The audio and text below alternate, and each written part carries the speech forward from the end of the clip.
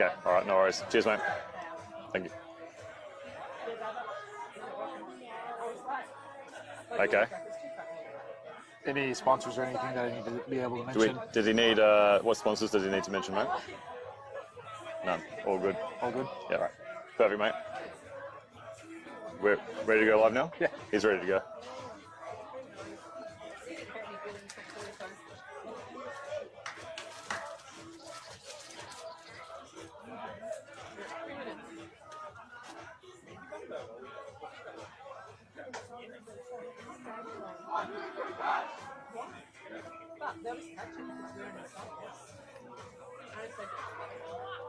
Cheers, mate. Welcome to NSLR Ballpark here for the Western Australian State League Championships. Tonight's game will feature the Central Firebirds against the Carine Cats. Joining me today will be Jess Fitzgerald. My name is Guy Belair. We've got ourselves set for quite a game here today, Jess. Two 5-0 teams. We'll go through the lineups in just a second, but you've been out here for the week and you've gotten to see some of these guys throughout the season. What are we in store for today? We're in for a very exciting game of baseball, Guy. So both of these teams are very, very impeccable. Obviously 5-0, both hit extremely well. Carine like to get up early, mate, be up and about. Central Firebirds like to stay disciplined and kind of run over teams at the end of the game. So I'm looking forward to a good 7 innings of baseball right here, mate. Fantastic. Lineups for today. Defensively for the Cats. In right field will be Samuel Nagara. In center field, Archer Rolfe. In left field, Declan McDonald. At shortstop will be Arata Samakawa. At third base, Zach Richardson. At second base, Ashton Campbell. Over at first base will be William David Moss. Behind the dish, Jake Curry. And on the mound, Finley Scott. We'll be facing the lineup for the Firebirds. Batting first, Cooper Truong. Batting second, shortstop Chase Humble. Batting third, Alexander Clark. Batting fourth, Archie Moffitt. Batting fifth, Kalen Puna. Batting sixth, Taj Humble. Batting seventh, Ryan Arnold. Batting eighth, Charlie Moffitt. And rounding out the lineup for the Firebirds will be Brendan Wingate. Umpires for today, behind the plate, Daryl Archer. Over at first base will be Wally Ninnis, and at third base, Mike Sherwood. Looks like we are set for action. Final meeting on the mound between pitcher and catcher. As we said, getting set for that leadoff will be the pitcher today, number 7, Cooper Truong. Briefly speaking to the Firebird staff, obviously they're looking to be disciplined at the plate, put lots of balls in contact. They want to have the balls in play. Kind of their keys to success for today. Yeah, Guy, they're, like I said, they're a very disciplined team, mate. So they'll take pitches, they'll try and wear guys out and then crush deep in the count, right? Hit the ball hard later in the count.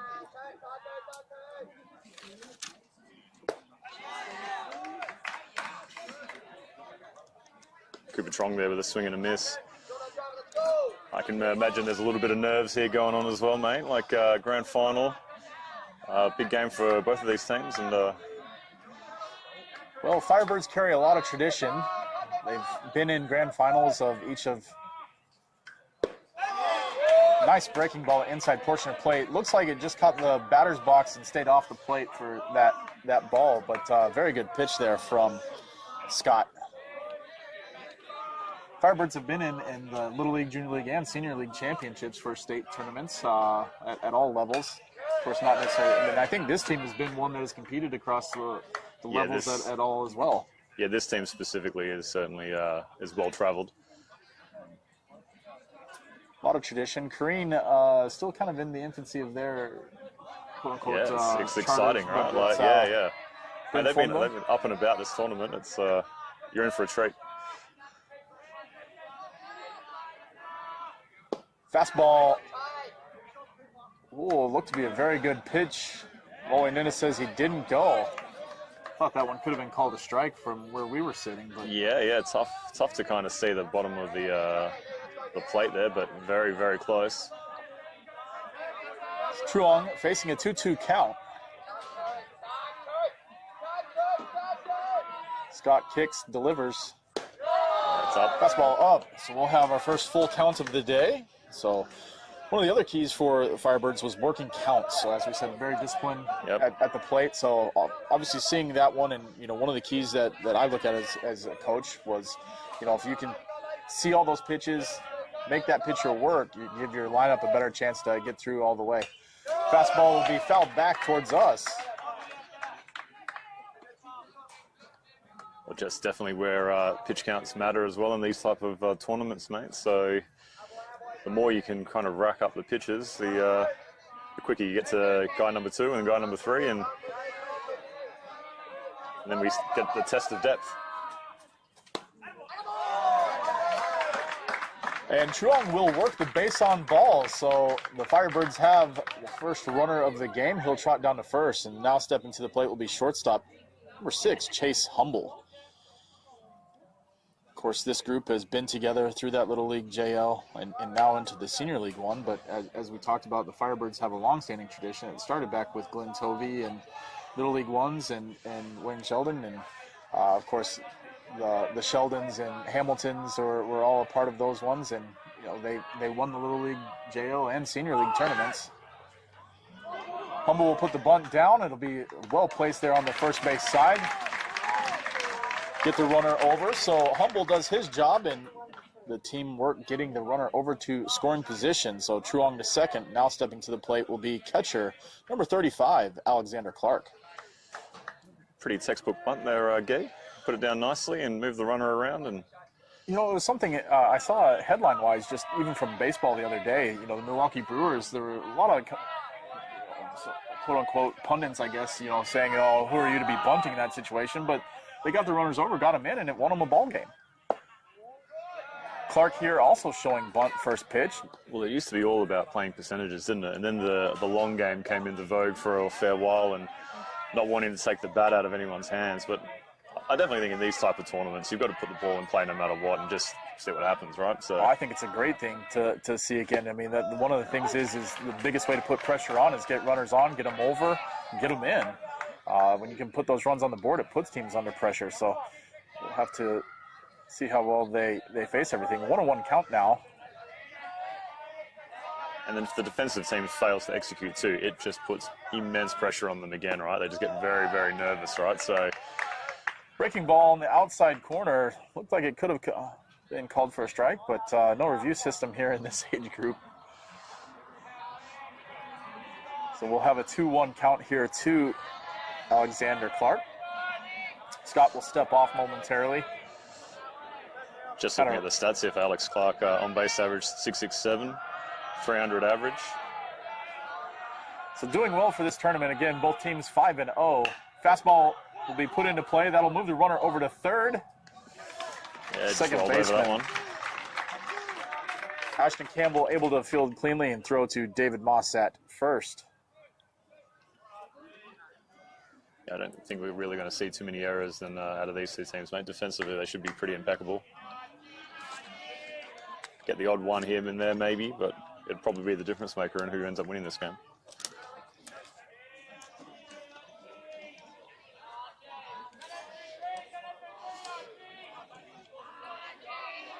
Archie Moffat's also having a pretty good tournament, batting .357 for the tournament so far.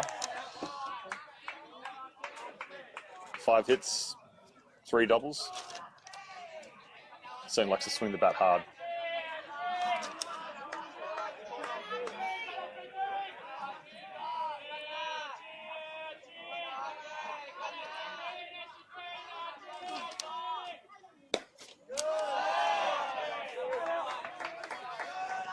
Just clipping that outside batting box there.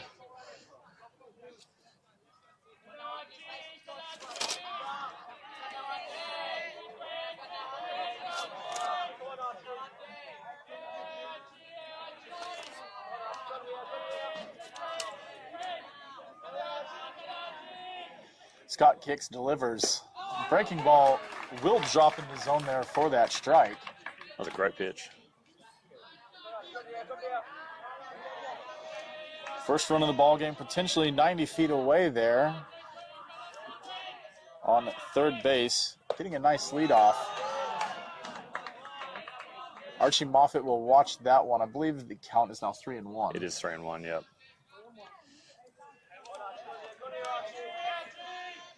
Yeah, just a bit inside with that curveball there, so I wonder if they go back inside here with a fastball. Going with the curveball again, like it.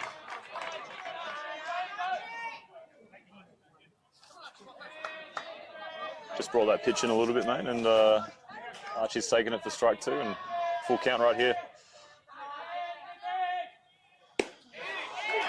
Oh, slider on the outside corner, manages to catch just that front corner of the plate. He'll go down looking for strike 3. So that'll do it for the Firebirds in the top half of the first. Leave a runner stranded on third. We'll be back for the bottom of the first and the Cats after this.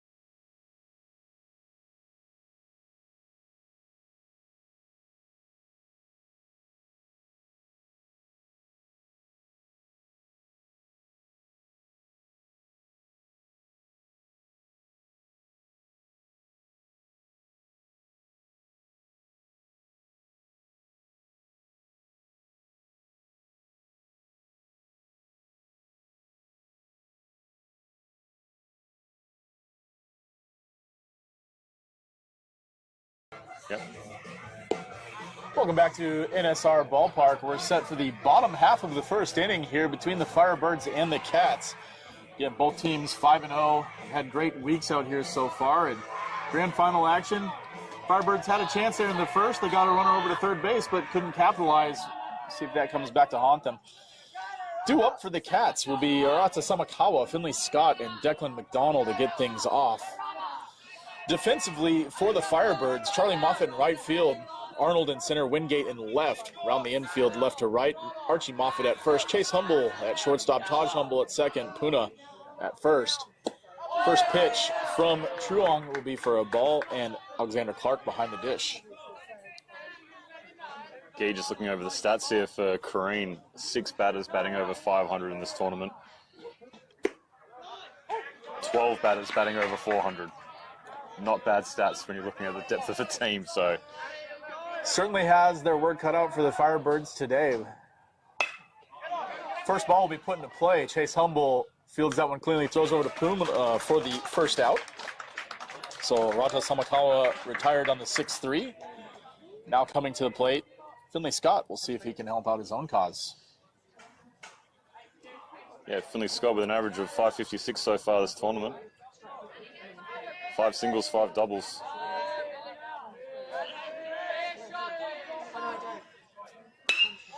First pitch he sees to be put into play. Chase Humble, diving play into the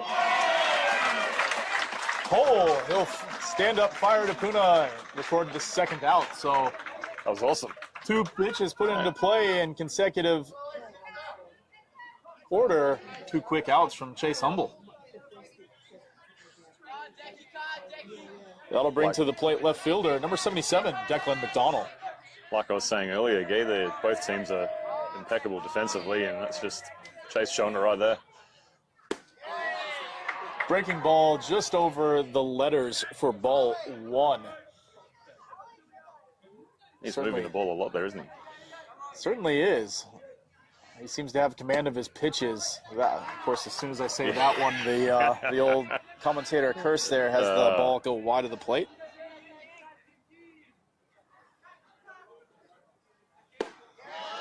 One pitch, fastball inside corner. Strike 2. So 1 ball, 2 strikes here to McDonald. Certainly brings a lot of promise here. That ball put into play over to Taj Humble. He'll field cleanly. And 3 up, 3 down for the Firebirds. That was a quick bottom of the first inning. Very, very good. We'll be back after this break.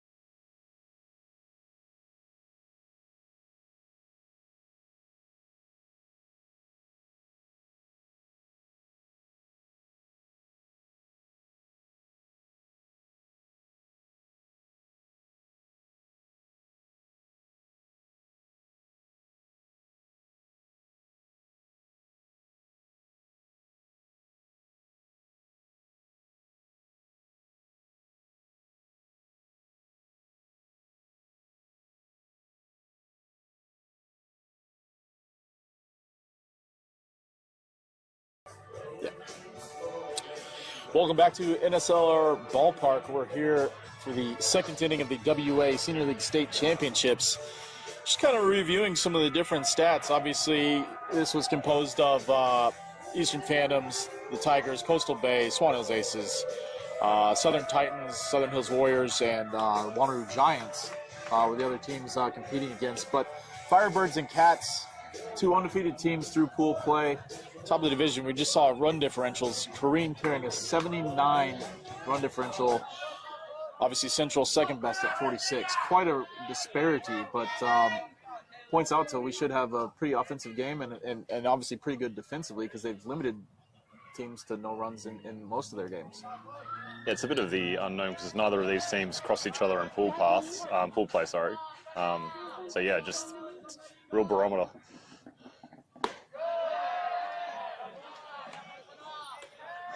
Scott on the mound for his second inning of work.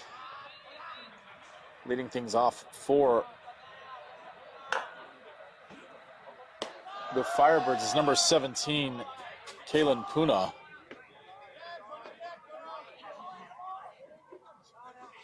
Puna got busy that bottom half of that first inning, receiving all the throws from the two Humbles.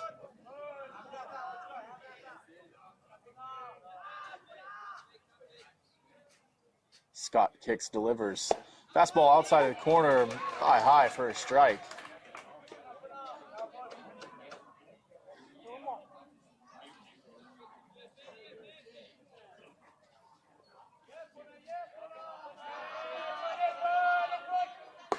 That pitch will be high. I think he checked his swing. Home plate umpire Daryl Archer says he managed to hold that one, so.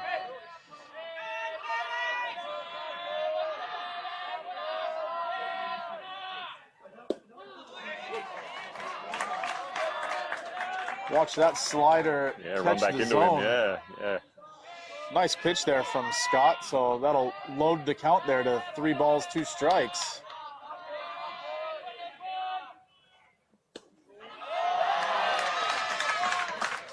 Twice Puna has tried to start trotting down before the pitch has actually kind of officially been called. Burned him the last time. I thought that one was close enough that I wouldn't have been watching it, but high risk, you reckon? High risk. I prefer to have the bat in my hands and not let an umpire ring me out. That's my philosophy. But some of these young guys. Let's use the special pinch runner here, Guy. Yep. Cody Drew coming in for Puna. Who is it? Sorry. Cody Drew.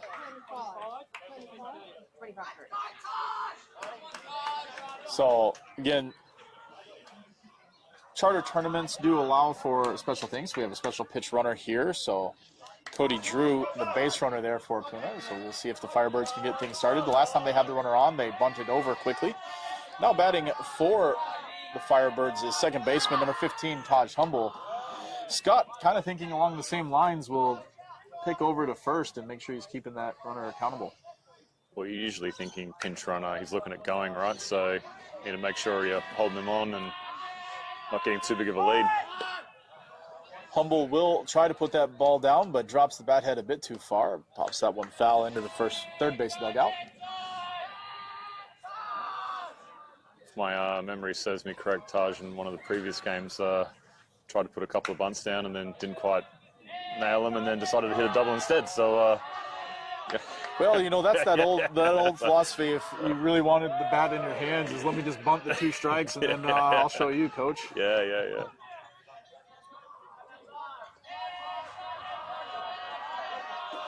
Scott being very careful. Again, the second pickoff there over to David Moss. Keeping Cody Drew close to the bag.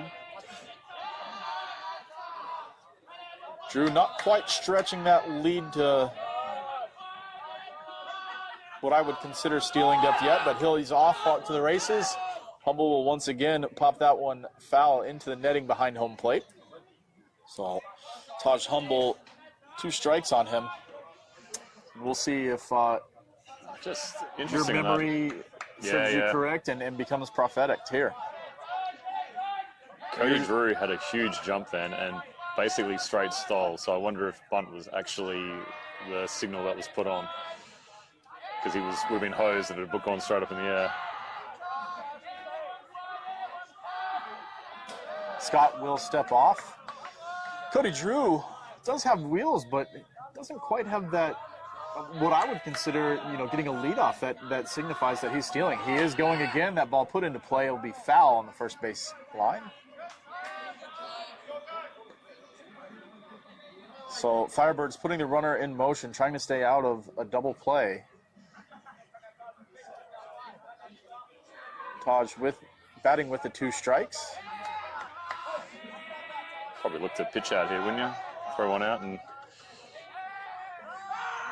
He'll pick off. He's dropped the pick. Didn't get far enough away. Cody Drew's going to be close. The ball is high, and he is out.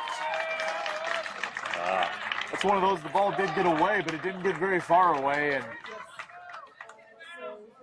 hindsight, definitely an ill-advised advance of the runner, but sometimes those emotions get the better of you. You don't actually see where it trickles to. You're counting on those coaches' words sometimes. What's the difference between charter baseball and just a normal club league, mate, where you can probably get away with a few of those things when everyone's playing, but now you're playing against the best of the best, right? So great throw by the first baseman there to get Drew out of second. Absolutely. William David Moss there with that throw. Gets it over to Samakawa.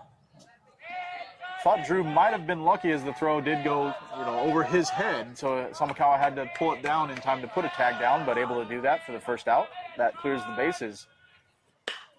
And that hurts because Taj puts that ball into play. That'll be base hit on the left field line.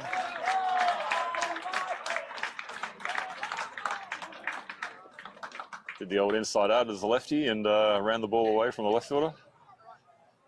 Certainly did. Managed to keep that win. I thought it was going to travel a little bit more, but it seemed to just kind of die in the thick grass. Of course, it's been a little bit dewy, so yeah, just grass not playing as fast as it does during the heat season. Somewhat. Sinking into it, yeah.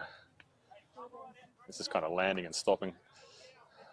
McDonald able to chase that one down and keep Humble to just the single.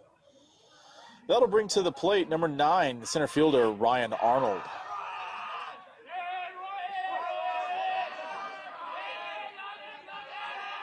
Scott once again peering over his shoulder, making sure to try to keep the runner close. Humble with a good secondary. Now that was almost the lead where I was expecting Cody Drew to have his lead out to from that standpoint. He was, as you said, straight stealing on 2 occasions, but didn't have a great leadoff. Great jumps, but not great leadoff.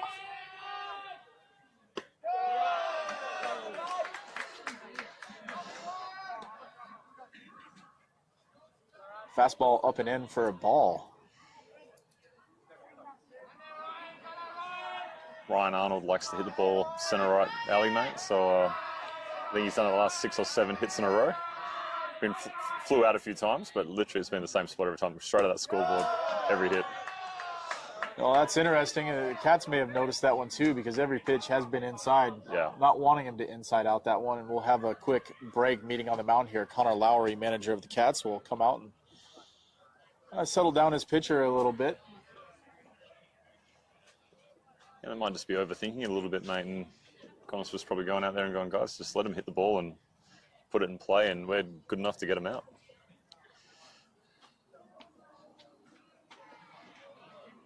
A little bit longer of a meeting here. Home plate, Daryl Archer hasn't broken it up yet either.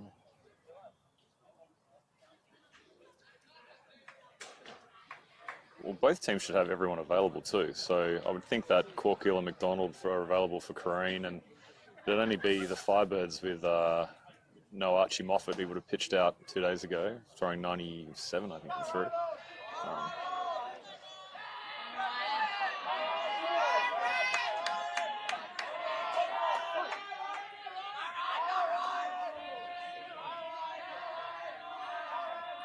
Scott's pitch. It's not a bad pitch, that little one. It's just like a little bit of a little cutter. Little cutter. I was going to say it has a little action on it, so a little late breaking one. So managed to catch that outside part of the plate. But as you said, that's almost right into Arnold's wheelhouse if he's able to connect to it. So kind of the two things. I thought they were doing well to throw him inside, and he wasn't swinging, but they got him to swing at the first offering. He watches that second one. So 3-2 the count. He's closed his stance a little bit up here now as well, a little bit more. He'll watch that one for ball 4, so runners will advance first and second with the 1 out, and now stepping to the plate will be number 33, right fielder Charlie Moffitt. Yeah, Charlie hit 2 doubles in their qualifying game. Got their 6-run innings started, so let's see if he can keep that hot stick going. It's always one of those big ticket items. If you can get the bottom of your batting order to produce, you know you're going to have a pretty successful tournament. Both of these teams look to have that one right now. Moffitt will watch the first offering over for a ball. So runners first and second with the 1 out.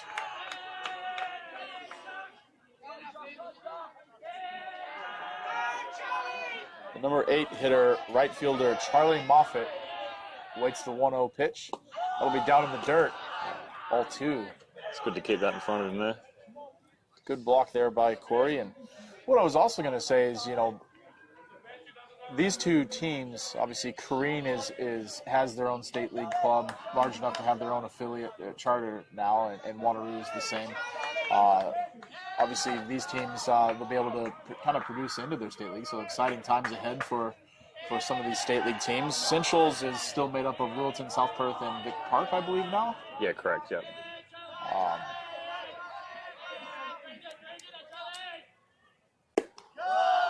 Yeah, so you'd certainly be very happy as a Carine looking at the program and the years ahead.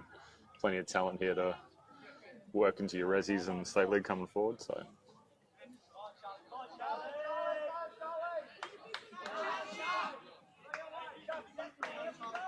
Of course, as we said, WA does have the 9 charter teams in this tournament. Talk about Wanneroo, Southern Titans, Southern Hills Warriors, the Aces, Coastal Bay Sharks, Eastern Phantoms, Western Tigers. Of course, the Phantoms have been running things for the last couple of years. Prior to that, it was the Firebirds running things, and Swan Hills Aces have been there at different times. And Northern Metros when they were combined, you know. So Northern Metros when the Giants and Cats were combined. So they have split, and no animosity, no love lost for those two, certainly. But I like it. It's good to have a rivalry come out of it.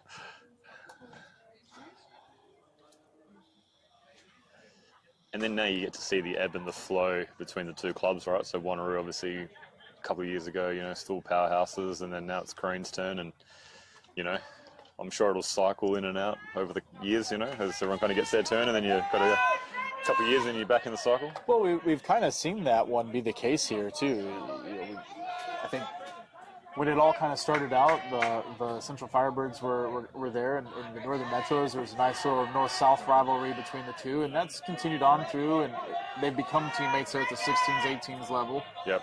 Of course, some of the people within these tournaments the last few years, we've just got to see compete at the Australian Women's Championships as well as the Youth Women's Championships, and want to say massive congratulations to the under-16s WA team winning gold yesterday, and obviously the women took silver. So massive success, and then of course that's building off the success that the 16s and 18 teams have had on the men's side. Now batting for the Firebirds is left fielder number 18, Brendan Wingate. So Wingate, 9-hole hitter, has an opportunity here to break the game open with bases loaded and 1 out.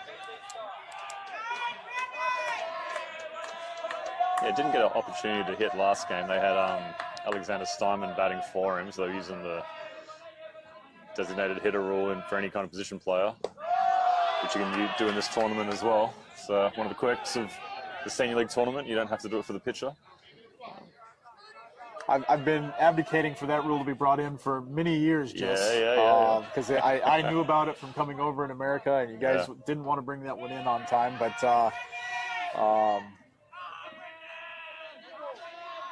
just trying to see if Carine has anybody else. Scott seems to have lost a little bit of control here. He'll watch that 3-0 offering across for a strike. I can't see the bullpen from down here, so it doesn't look like Oh, I saw one person walking back, Yeah. so I don't know if they'd gone to warm up or come from warming up. I can't imagine Connor Lowry going too much longer. Wingate will take the base on balls. That'll be an RBI. And coming across the plate will be Taj Humble. So Humble scores the first run of the ball game. And Connor Lowry will go out for his second meeting on the mound, and that will be it for Scott. We can't close the books on him just yet, but we'll take a quick break while we have a pitcher warming up and be back just after this.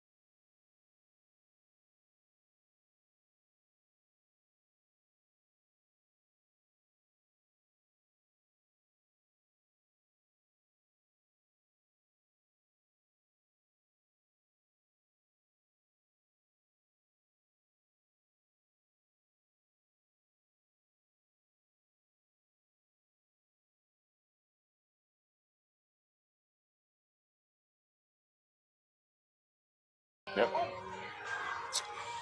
All right, we've got those changes now. So entering the game will be Zach Devins.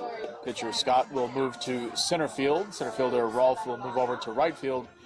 And obviously Devins came in for Nugara, so that will be your changes into the game. We can't close the book on the Scott just yet. He is responsible for the runners currently on base, but Zach Devins has thrown in 3 games so far, an ERA of 0. Probably the only knock on him is he's given up 5 walks. Yeah, so I guess if he can find the zone, obviously devastating. He's only given up 1 hit for the tournament. Never an easy situation coming in with bases loaded, but what would you prefer, bases loaded or no one on? What's the... Well, I guess you could start from the windup if you wanted. He will start from the stretch here with runners on. And his first pitch will be a fastball, top of the zone. Yeah, I like it. A good way to just come in and get things started. Obviously, as we were discussing the pitchers that Carine does have available, bullpen has not given up a single run. No, so yeah, look, we're not 100% sure of availability, but our best guesstimate is that Corker and McDonald are still available for today. And yeah, both have thrown considerable games in this tournament and haven't given up a run, so... Devins follows that first fastball up and out for a strike. So 0-2 the count. That ball will be put into play right up the wheelhouse, and he's dropped. They'll go on transfer. I'm gonna think that was on the transfer, but I did not necessarily see the hand go to the glove. So we'll see the coach come and ask the question. We might see a meeting of the minds, maybe. I do feel like he was bringing his glove into his body, right? That's just when it flicked out. So he's taken it, stuck it, and then flinged it later. Certainly, I almost thought the ball got away from Richardson. It kind of wrapped up his glove. I thought it did too, yeah. And then the way I thought it, I was looking to see if it had gotten past him through that 5-hole, but he managed to, collect it, gather himself through in time. Now, obviously, it was a force play, so no tag had to be put on, no anything like that one. I did see the foot look to be on the plate. My only thing is after the slide, I did see the ball on the ground, so I'm not sure where it came out in that point, but I do think it's after the transfer. He needed to stick the catch and then start his transfer, so that's what they'll decide on. Was he still in the motion of receiving the ball, or? Of course, it was a bang-bang one. I do at least like to see the meeting of the minds. All three come to that consensus, so it will be a force out. So that will be a 5-2 out. Foolish choice, 5-2. It was a good hard hit ground ball, so they had time to gather and make the play, right?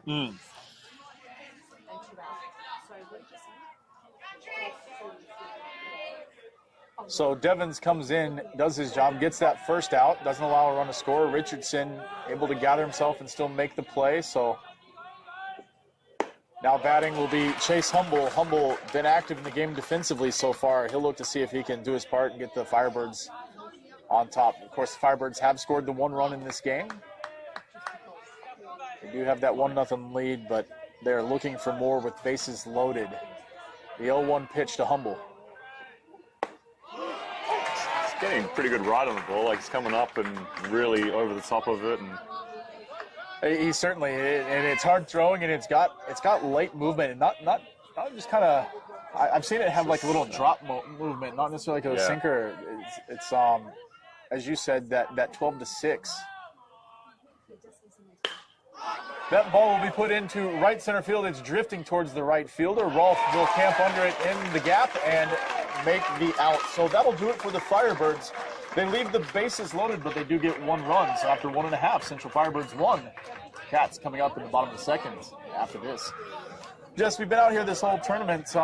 What are some of the good things that we've seen? What are the, we're talking going on 10 plus years, we're 12 or 13 years of Little League baseball and into these additional tournaments. And obviously for these older kids, they get to play out at the ballpark, get those advantages, some things that they don't necessarily get the regular season. But yeah, look, I think from a working in the office point of view, I just want to go back to that kind of cyclical kind of nature of just seeing different regions having their opportunities coming through. So we've had Phantoms, they finished in 3rd, 4th this year in the tournament.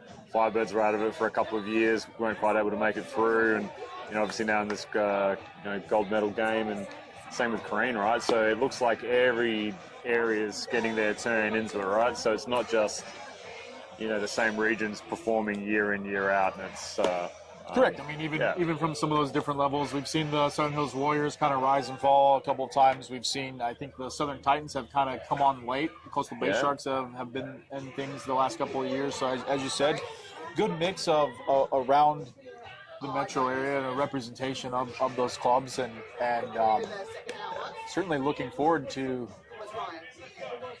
So this tournament, I just feel like once the main pitchers have been out of the tournament, the batting averages have gone through the roof, right? Like the teams have just absolutely punished guys that I would say, throw pretty well on the weekend, right? Like a normal Saturday. So the batting's been just exceptional from some of these teams. I mean, Carine put on 40 runs in one game. 30 hits, 40 runs. Certainly staggering amount there when we're looking at things. All right, we're into the bottom of the second innings. Truong into his second inning of work.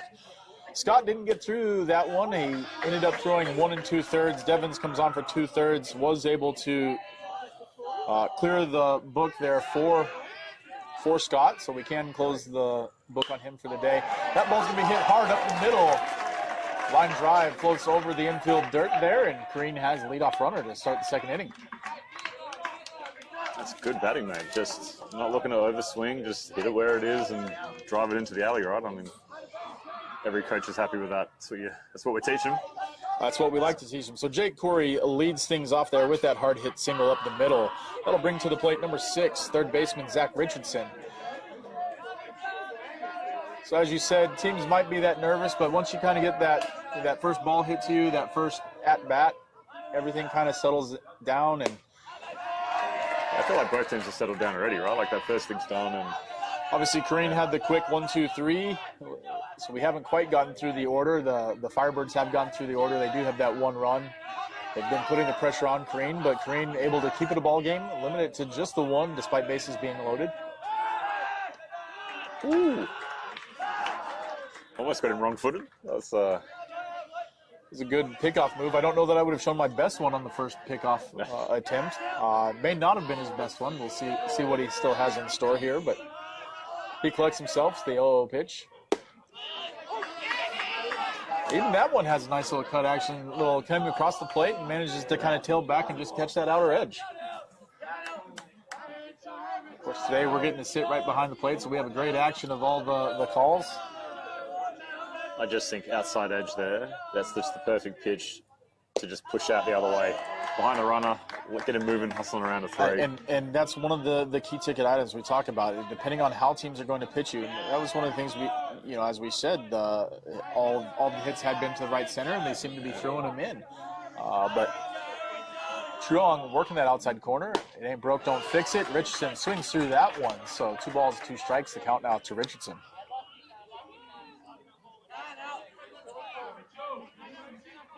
Taking his time, composing himself here. Trying to see if Big Connor Lowry lead. putting on any signs. That's a big lead. That is a very big lead. That's the one I was expecting Cody Drew to have. Not advancing much off of it, despite that one, and Truong didn't throw over. Yeah, you Just agree outside, there. I reckon. Just I was maybe thinking a little up. Yeah, a little maybe up, yeah. a little up from my eyes there, but certainly not missing by much. Well, the kids have better eyes than I do, mate, so I'm not going to... Truong will step off and send Curry back to the base. Again, that is a big leadoff. I would expect to see a called pick. Truong looking at that one. Just eyeing over his shoulder.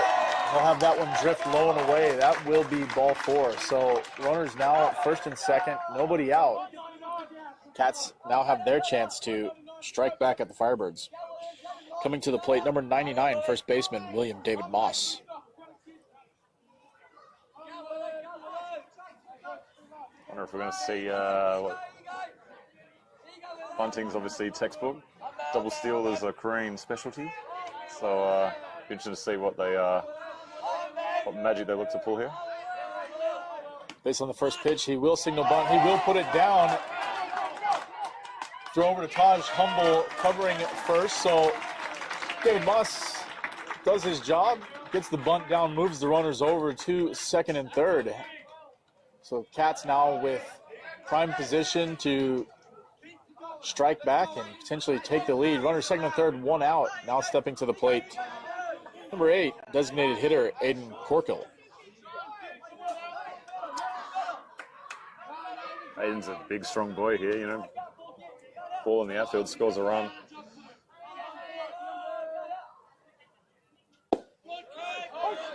Interesting, just looking at the positioning of the outfielders for the Firebirds. It looks like they're protecting the lines a little bit more than the gaps right now. This early in the game, you don't want any of those big hits.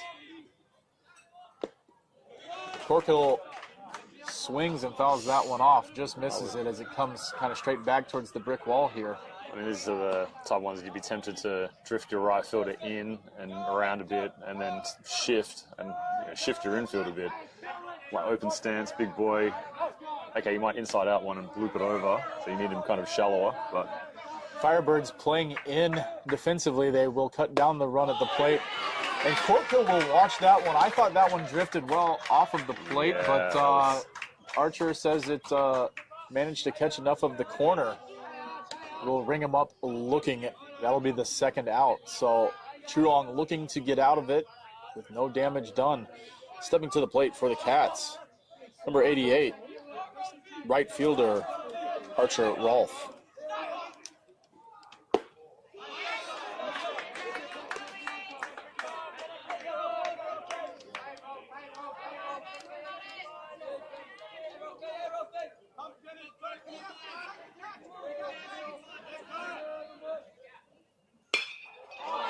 That ball's going to be hit sky high. It looks like Arnold will camp under it. He will make the third out. That'll retire the Cats. They leave 2 runners stranded. So after 2 complete, Firebirds lead by a score of 1-0. We'll be back to the ballpark after this quick.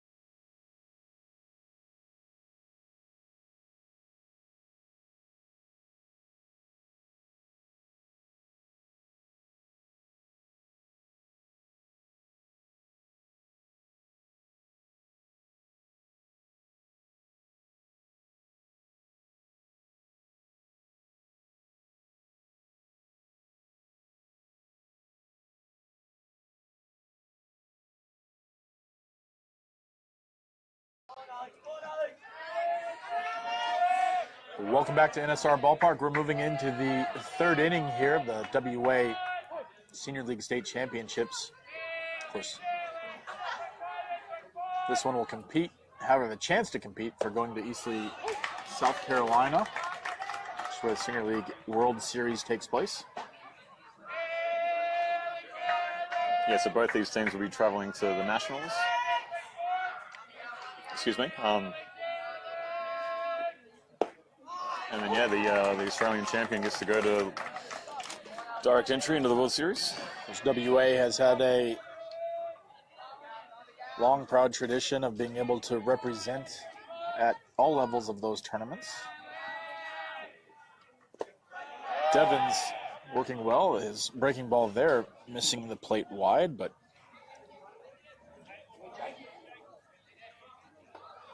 so we're now into the 3rd inning.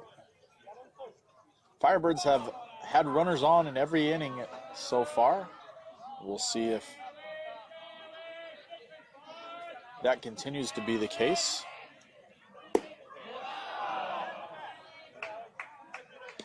Alexander Clark. Crowd didn't like that one, but it was well inside. 2 balls, 2 strikes. They don't have the view that we do, No, so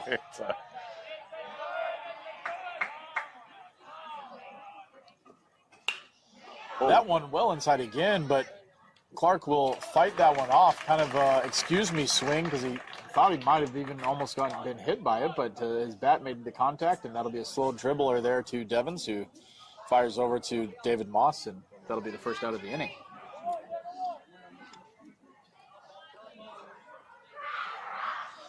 so much of an excuse me swing. I think Clark even forgot that to roam because he was surprised that he made contact with it. It's one of those ones that you're hoping gets through to the keeper.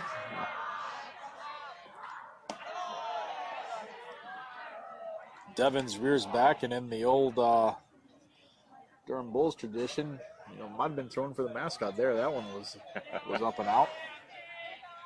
Just missed everything, you reckon? Just a bit outside.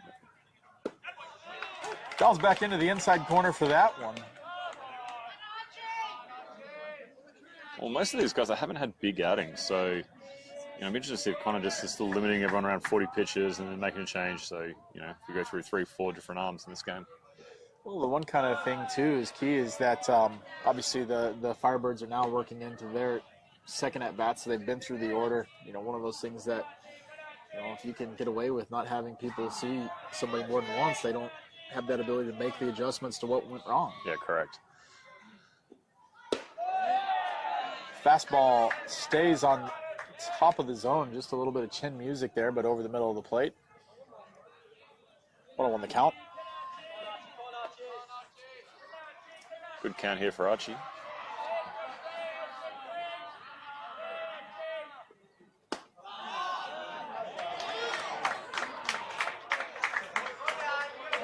Moffitt will take that.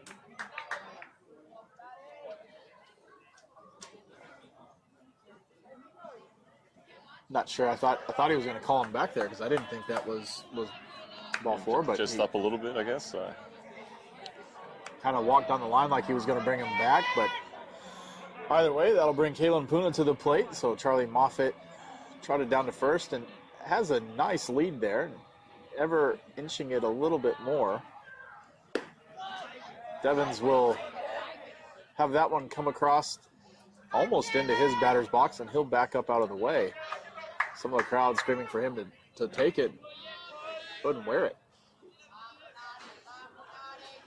Just noticing where Firebirds are certainly on the edge of the box, so crowding the plate. Yeah, they've been doing that all tournament, actually. It's just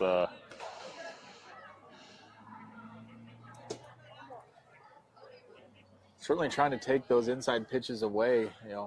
Pitchers can't come too far inside for fear of hitting batters, but I don't know if they're wearing enough protective gear to wear too many. They're pitching pretty hard.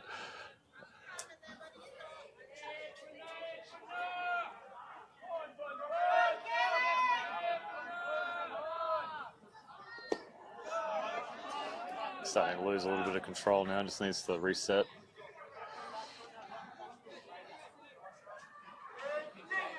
It's kind of flying open, so it changes your release point with your hand and that, so you just got to get your lower half moving with your upper half and still use your whole body.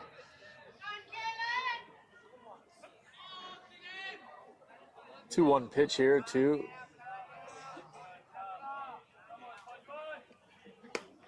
well inside. That's through the middle of the batting box. So how Puna managed to escape that one. That's 3-1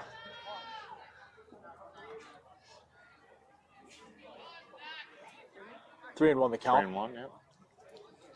Scoreboard's got 3-2, a little bit excited.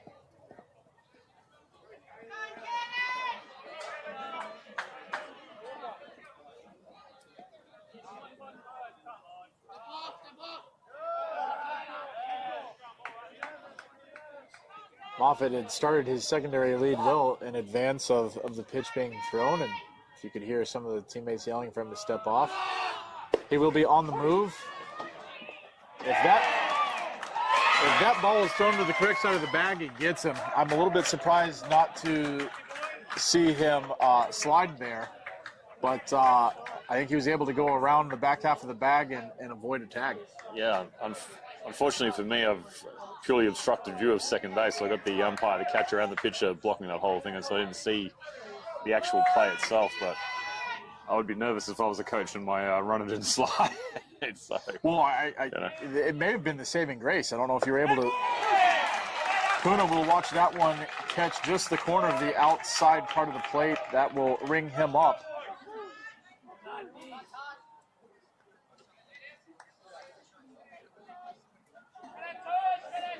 That's a couple now on the outside edge. The batters need to adjust here and just go, look, I've got to make sure I'm protecting on that outside edge there and not just taking it for granted that I'm going to have a, a tight zone. Moffitt on second and stepping to the plate, number 15, second baseman Taj Humble. Devon's first pitch will be about shoulder high for a ball. He'll have to adjust a little bit there as Humble has gone down about half a foot in height. Yeah, definitely the smallest player in the out of both teams here, Taj.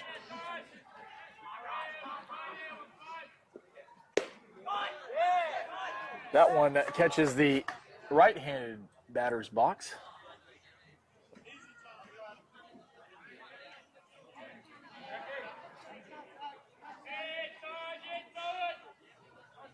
A little bit surprised there. Moffitt had a bigger lead at first than he's getting at second. And normally you can get that bigger lead at second because you can see whether that second baseman or the shortstop. You can feel him behind you. May have found himself actually being a little bit sore after throwing a complete game 2 days ago and going, oh, whoopsie, maybe I need to be reining it in a little bit. So. Of course, I was, with his ability to miss the tag there, I think his ability to kind of step over it, because the shortstop that was Samakawa definitely brought the tag down. He may have been able to step over and avoid the tag, much like Javi Baez was able to just, oh, wait, I'm not going to let my hand and then reach over and slap the plate to be safe for the Tigers the other day. So, been able to see El Majo do some amazing things there, running the bases. I don't know that that's one that I want to adhere my base runners to, but he was able to avoid an out in that instance. Taj will foul that one into the glove of Curry, and that will end the inning. So the Firebirds strand another one. They've left runners on in every inning so far, but they do have the one-run lead after 2.5. We'll take a quick break and be back for the Cats half of the third after this.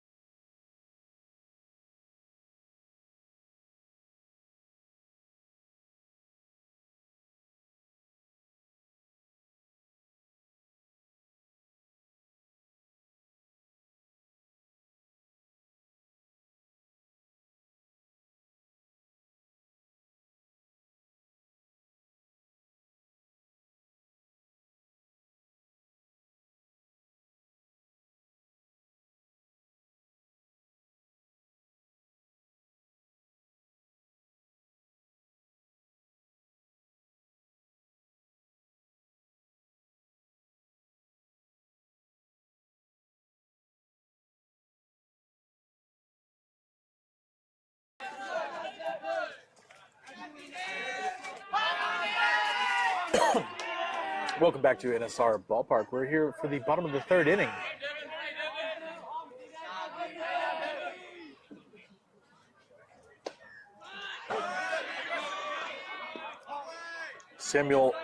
Zachary Devins.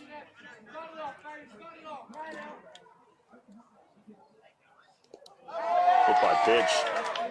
Leading things off for the Cats, he will be hit by the pitch. So Cats now get the leadoff runner on for the second inning in a row.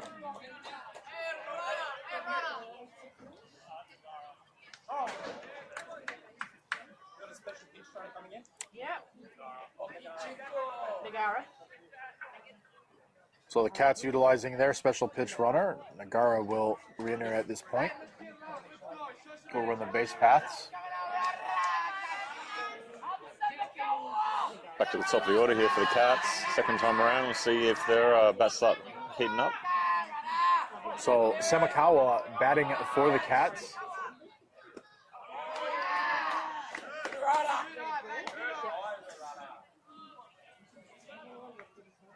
Well, Samakawa used to be part of the Phantoms. This is the younger brother, I believe. It is the younger brother, yeah. They've managed to move over to Carine.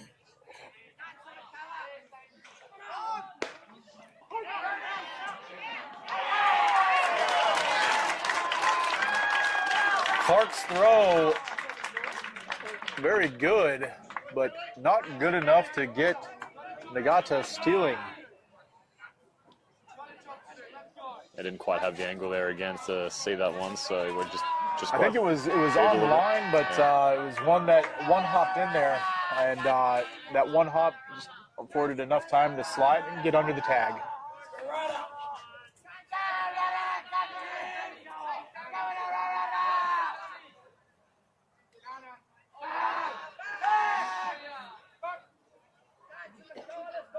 Carine Cats starting to chirp a little bit more as building a bit of confidence in themselves.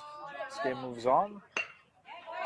That one will be put into play. Just a slow hopper. Chuong fields it. He'll fire over to first to get Samakawa, but does enough to advance the runner over to third. So Nagata now 90 feet away from tying this game.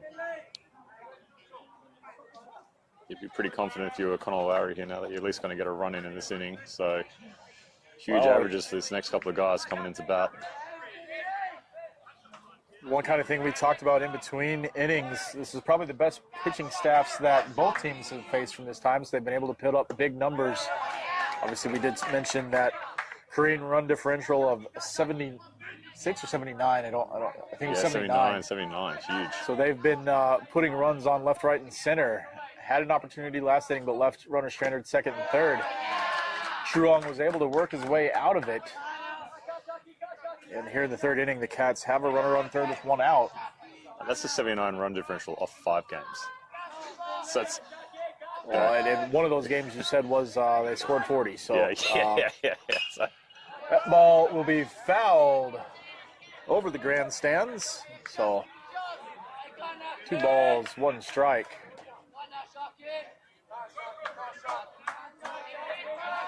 Finley Scott started the game on the mound. It was pulled after 1 1/3. He'll foul that one just about the same spot. 2 balls and 2 strikes now the count.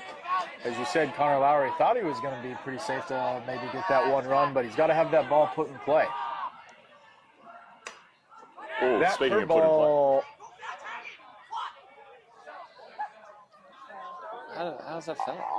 I'm not sure how that one was foul, but I will say Sherwood called it. I don't think that hit anything. I think that had to hit his foot. He got jammed off the bat, but that ball stayed in play. Might have hit his body. So if it came off of his leg or foot with that first bounce, umpires were pretty quick to at least call it foul. That one will be put into play into right center. I think it's going to find the gap. It does. It's going to drop. That'll be a double there for Scott. And that'll play the first run of the game for the Cats. We said we weren't sure how that one was called foul, but that's a big, could potentially be a big call from that game. Scott able to manage second life and find the gap in right center field for an RBI double.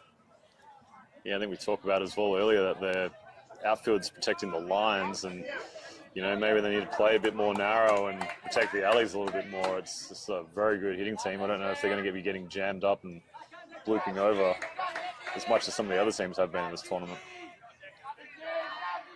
That's the perfect example of what we were talking about.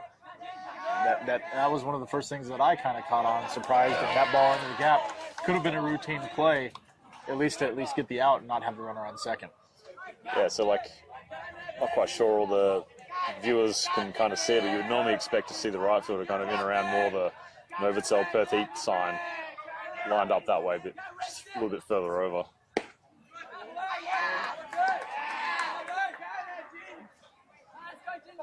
So as you can see, both of them are kind of under the PPC jackpot signs based on the camera view, and as you said, I would expect them to be about three signs over a piece. That ball's going to be hit and play. Chase Humble's going to field that one, fire over to first for the second out.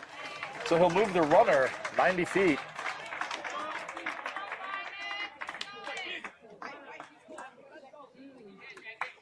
I think they'd be happy if they get away with 1 run here, holding the 1. And now stepping to the plate for the Cats, number 19, Jake Curry. As you said, if the Firebirds can get away without any further damage, got to think that'd be the belief for themselves. That ball's just missed as it's fouled back into the netting right in front of us.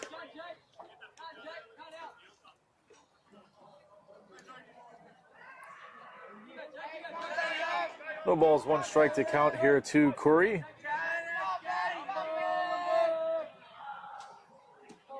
That breaking ball broke right into him. Got a lot of shit there. You know, that's an interesting one. You know, we've seen where the batted ball goes into the shirt, and that's a dead ball situation. Yes.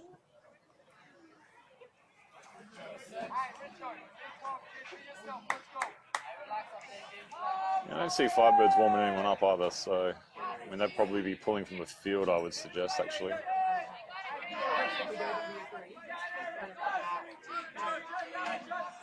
So now batting, third baseman, number 6, Zach Richardson.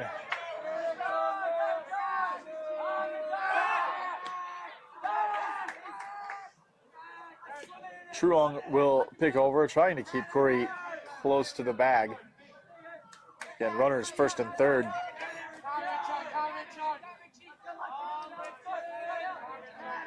Corey with a nice lead off of first.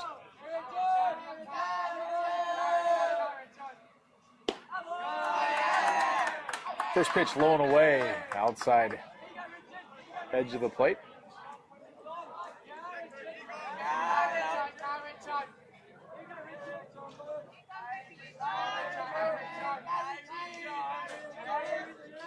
I'd maybe think about a pickoff here. Yeah, he seems reluctant to do it. I think he doesn't want to throw it away. Yeah, obviously, yeah, totally. Throwing it away allows one runner to score, those kinds of things. But Corey getting a healthy lead over there, it's one that I think, you know, if you make it, you're out of the inning. That ball hit foul. Just manages to catch the second to last seat there in the grandstand. I think that's about 3 rows back. I think that chair is gone. Looks like it collapsed. No, it hit the one in, one inside of it. Yeah, yeah, the one that's just next to that one.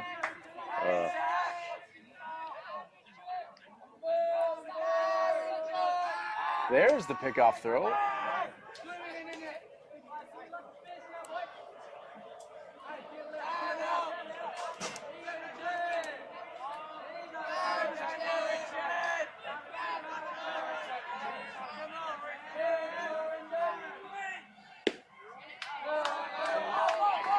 So Corey will swipe second on the defensive indifference there. Defensive indifference. Yeah. I was trying to think of my term there for it. Thanks for giving me that one, Jess. He managed to just elude me there.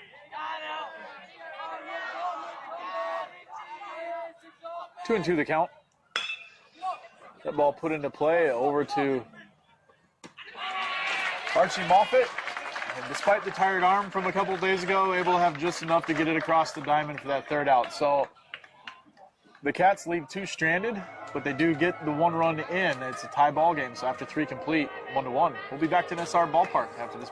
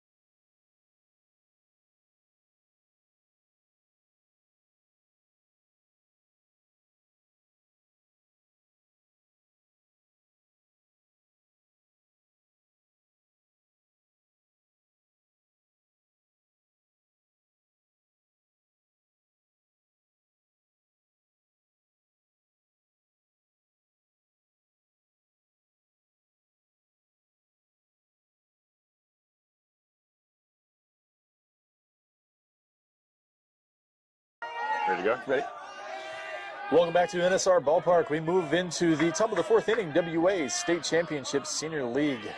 Winner off to Nationals. Chance to compete to go to Eastleigh, South Carolina for the Little League World Series of the Senior League level. Yeah, we'll go with that. Or is it the Senior League World Series? Probably is the Senior League. It'd be the Senior League World Little Series. League is the kind of the brand of it, so.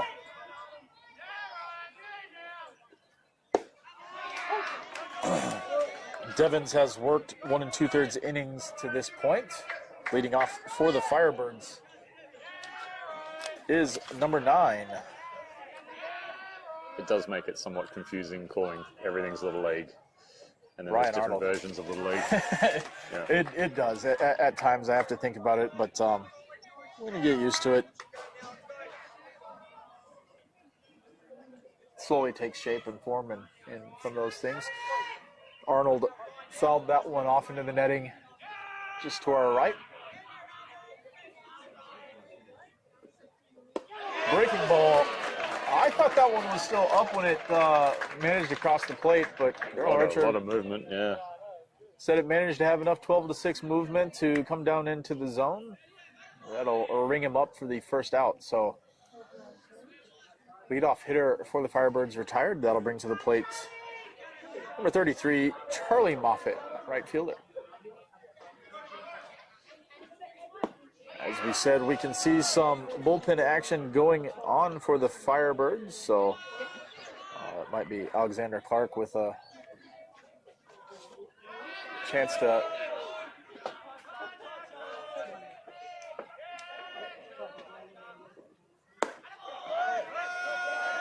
Just a bit up with that one.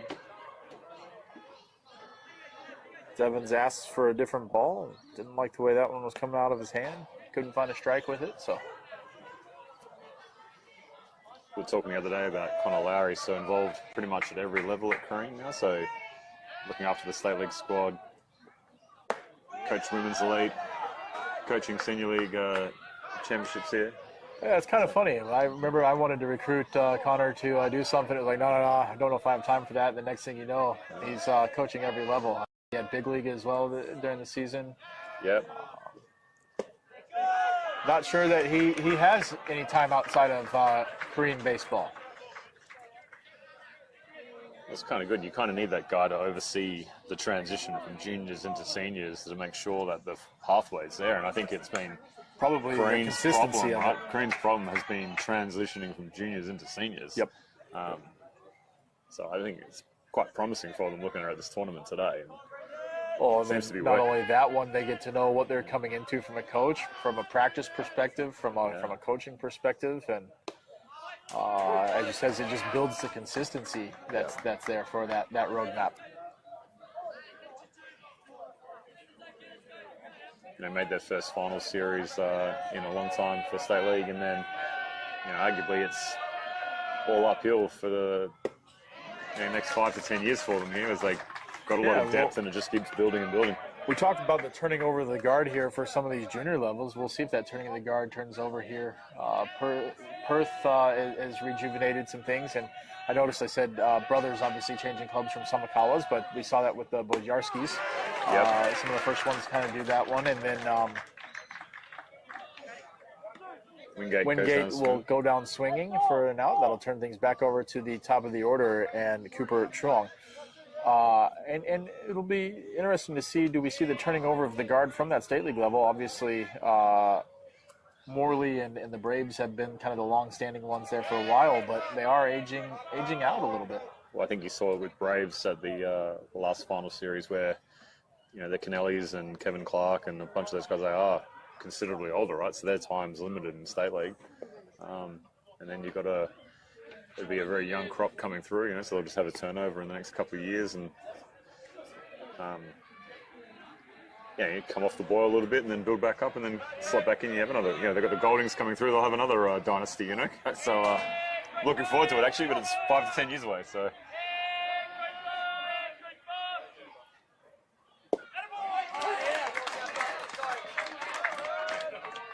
And it's just kind of interesting. Some of the guys that have been kind of in the reserves program just haven't had enough to break out to offset Yep. some of those older guys, and some of those guys get the playing time during the season, during the heat season. But ooh, that one up and in. Truong did well to duck out of the way of that one.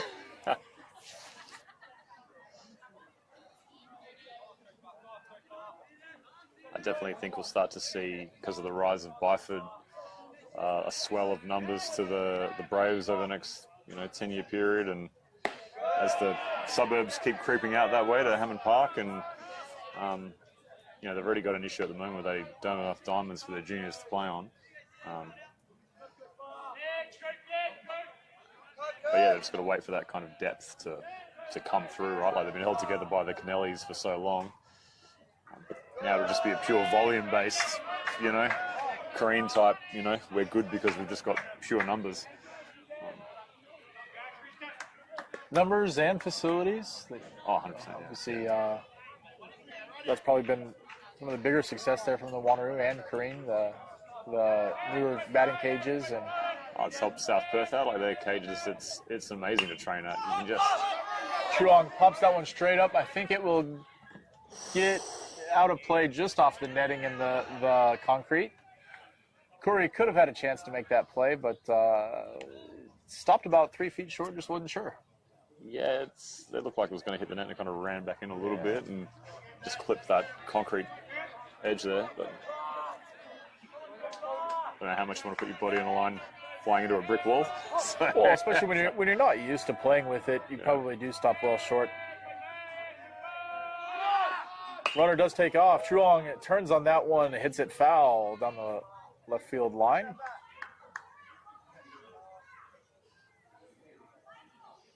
Hit the ball hard.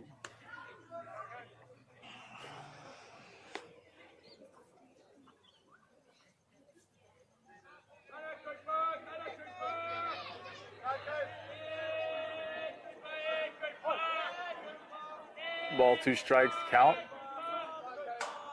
Devins finally shakes his head, but he will pick off, keeping the runner close. Obviously, the runner was going on the pitch. Looked like Charlie Moffat there went, oh, hang on a minute, I've got a lot more room than I thought I did. That's, Moffat will run on that one. That ball hit into left field, and it's going to drop off the glove. Moffat motoring around second will get to third. Ball goes over the third baseman, allows Truong to go to second. So the Firebirds have something cooking here. Runners second and third with 2 outs here in the top of the 4th inning. Just looked like that ball kind of died on him hard, and Truong had that one had quite a lot of like I would say English on it from that span of things, but it was running away from him. I thought he was going to run to get there, and then it looked like it just died in front of him. It had a lot of spin on the ball there, and just wasn't quite able to glove it. And threatening situation. It's still 2 down though, right? So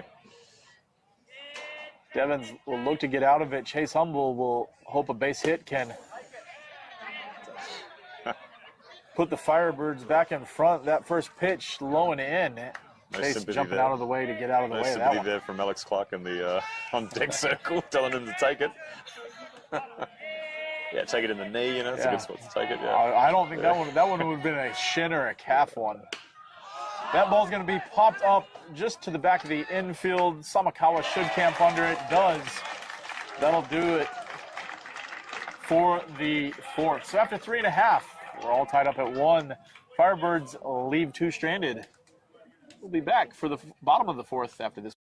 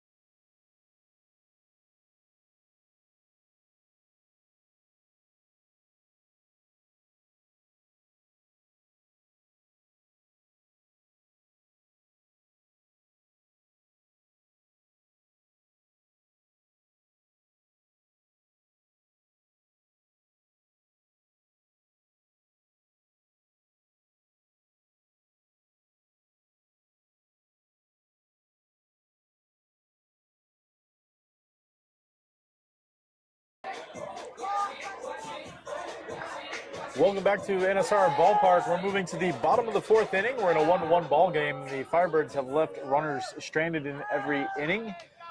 Carine went 1, 2, 3, and then has gotten involved in the game himself. Managed to scratch across the one-run last inning. Bottom of the fourth.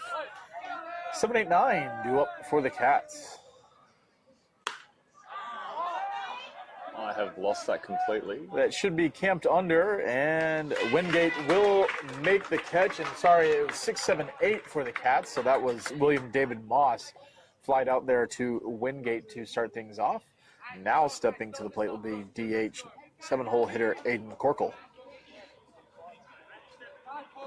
We were talking earlier, Guy, about the bottom of the order needing to produce for one of these teams. So Carine obviously with an opportunity here to make something happen and see if they can be the one to kind of get that run happening for that lower part of the order. I believe the Firebirds did scratch their one run across from that bottom part of the order.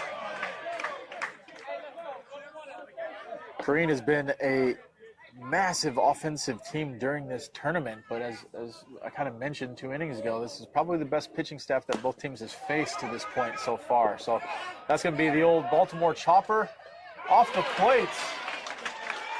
Got it. And Clark is able to field it. So we didn't get to announce this one, but we did have a new pitcher for the Firebirds. Little 2-1 shift there. So Clark now pitching to Truong as they traded spots. So that old Baltimore chopper, you know, the true Baltimore chopper might have been hit down hard into the dirt and would have made its way to third. That one made it about 3 feet off of the dirt in front of the plate. But Clark able to pounce off the mound and fire over to Puna to get the out. So the first 2 hitters retired. Clark wanting to show some pace there. In and out of the catcher's mitt. I mean, you would normally see that here, Guy. Normally the home plate cutout's quite firm and it's got that bounce to it. And obviously a lot of rain here throughout this tournament, as well as the play, and it's clearly just super soft at points. So yeah, it's Corkle almost ran that out. That was almost got pretty. Yeah, I mean, it was a tremendous play there by Clark. I think he was thrown off of his back foot, fading away as well. Yeah. But through the one hopper, Puna able to scoop it and collect that second out. Of course, batting now, number 88, Archer Rolfe. Rolfe not intimidated in swinging out of his shoes. Fouled that one into the netting just off to our left. Of course, we talked about some of these guys having a lot of late movement. Even these fastballs are tailing back in towards the right-handed batter's box here off of Clark's hand.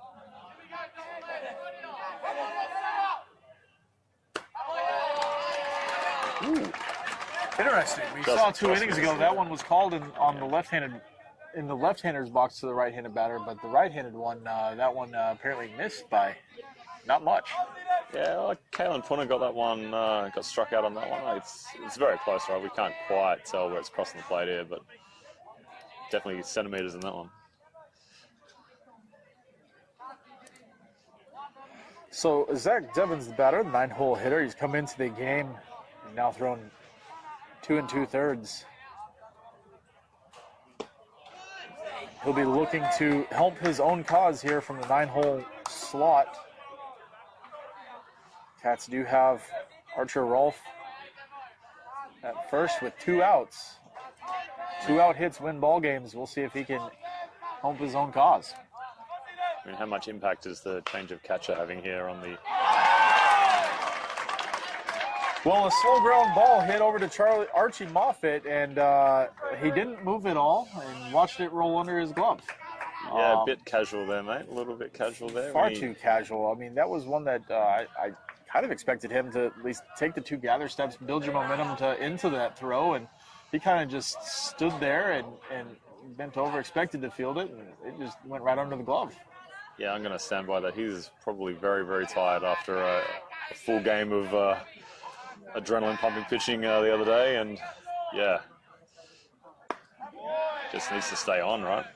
we've seen him make a couple of plays, but even those couple of throws across the diamond, obviously they don't have that pop and pace that they normally would. And as you said, just he threw 90-some-odd pitches the other day, and it does catch up to you, especially when you're playing in these 5-day tournaments. And a lot of times they're used to playing the 1, maybe 2 games a week out here. It's not like the States where you might have those 5 games a week, depending on various levels.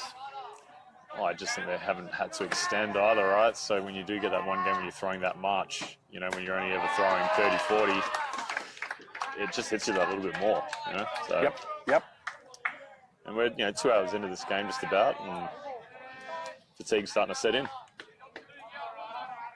And you get the unforced error, right? So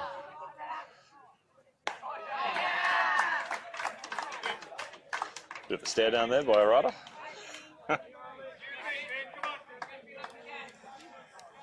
Interesting situation here now, loaded bases, 2 down. So loaded bases and now coming to the plate, Finley Scott. Of course, Scott was the one who got to drive in the lone run for the Cats. He thought he was retired and out of the inning on the slow grounder down the third base line. They ruled that one foul. With new life, he doubled into the right center field gap. He does that one again. He breaks the game open in favor of Carine.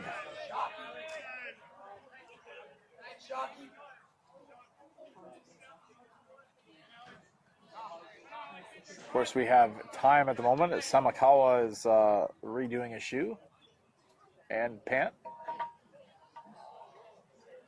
Good to go. He's good to go. Once you look good, you feel good. Feel good, you perform good. When you perform good, you look good. I've always been told looking good's half the battle, mate. So he's got a third of it down. And that's interesting. That pitch is the same one we saw that was not called the strike 3 to end the inning, but it is called a strike 1 here to Finley Scott. That ball's going to be hit towards the right center field gap, but I think Moffitt of the Charlie variety, well placed, able to run in front of it and make the catch to retire the Cats.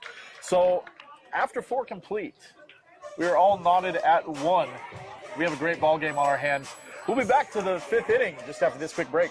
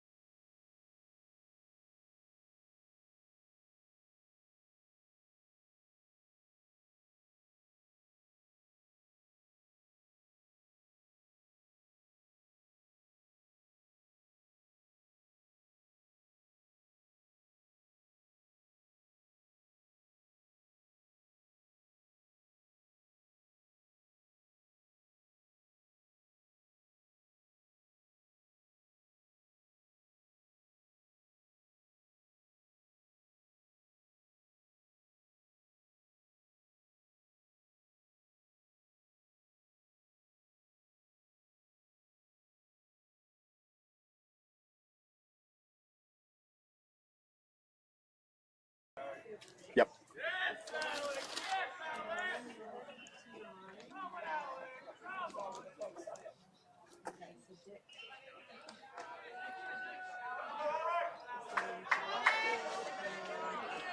We're back to NSR Ballpark.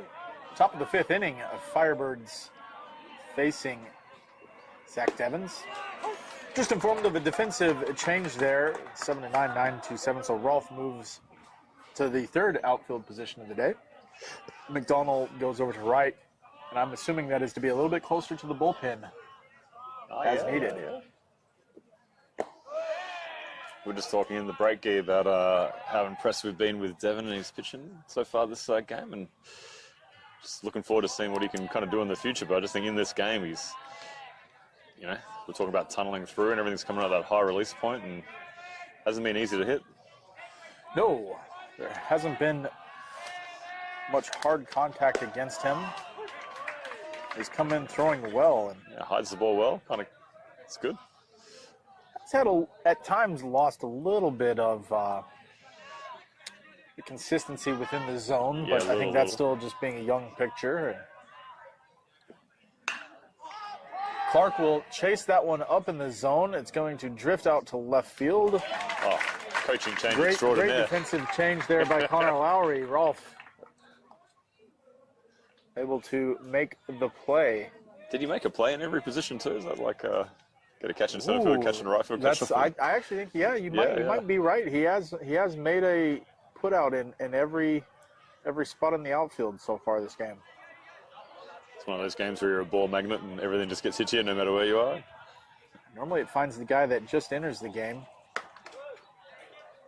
That's that one when he falls away, mate, and just doesn't quite have control, but yeah. So Clark flies out for that first out. Now batting third baseman Archie Moffitt. Of course,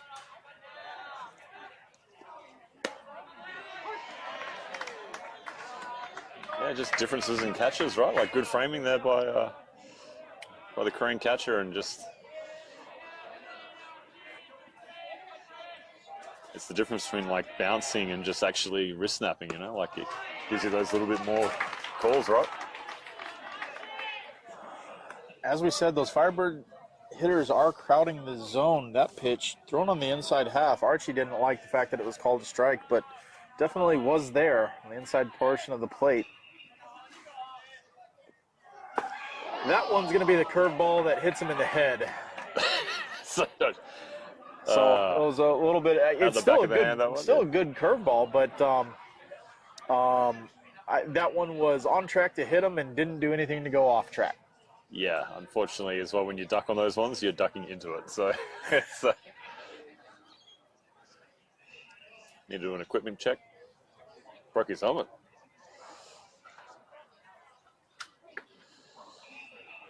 Oh, he's telling him he's broken his helmet.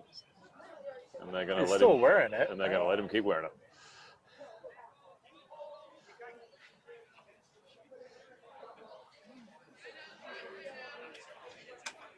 All right, we're set to resume play. Stepping into the batter's box now, number 17, Kalen Puna. I tell you what, I like to see him bounce back right away. That was a good hard fastball. It was over the plate, granted a little low into the dirt, but yeah. Not afraid to. I know my stuff's good. It may have gotten away from me. I'm not going to let it bother me.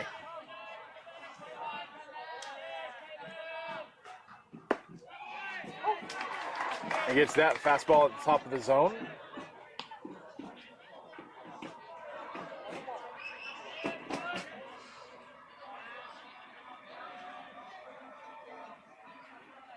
One pitch. Oh, that one was about. I think Puna gave up then when he heard step off, and thought the pitcher wasn't going to continue, but had already started his action.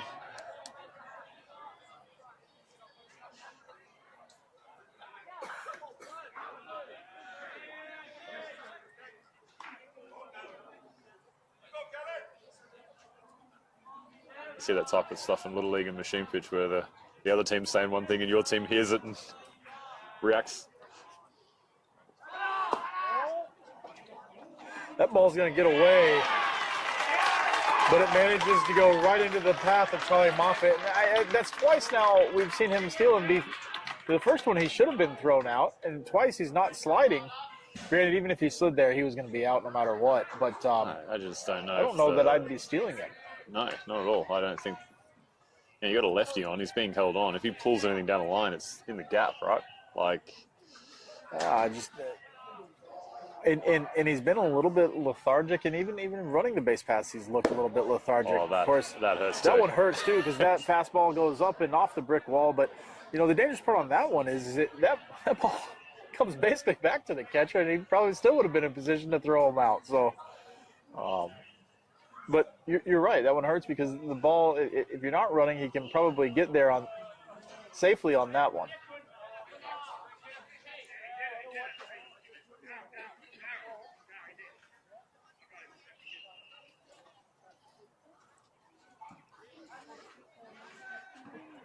Is that the having to say whether you're going from wind-up or stretch or not? I think they were asking whether or not he stepped off with his back foot, and he did. But again, why are you throwing from the stretch with nobody on? Yep.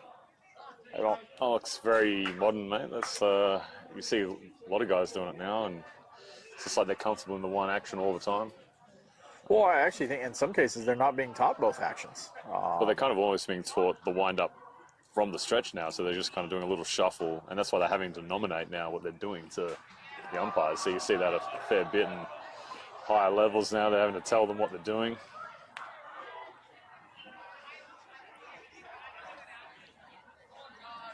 Of course, I'm not sure what the argument about it with nobody on was, but yeah, not sure.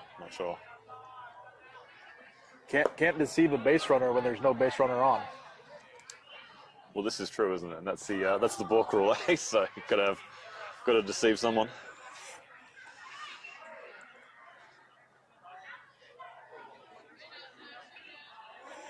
So just the kind of the same thing that you said. Some of these pitchers haven't really been stretched out. As we hit that 40 pitch limit, they start to tire down, do some different things. He's just lost a little bit of his control, and of course, when you're facing the shortest player in the tournament, or at least on these two sides, it's not getting down far enough. His release points coming lower, more often. So it was really over the top, and that's a bit better.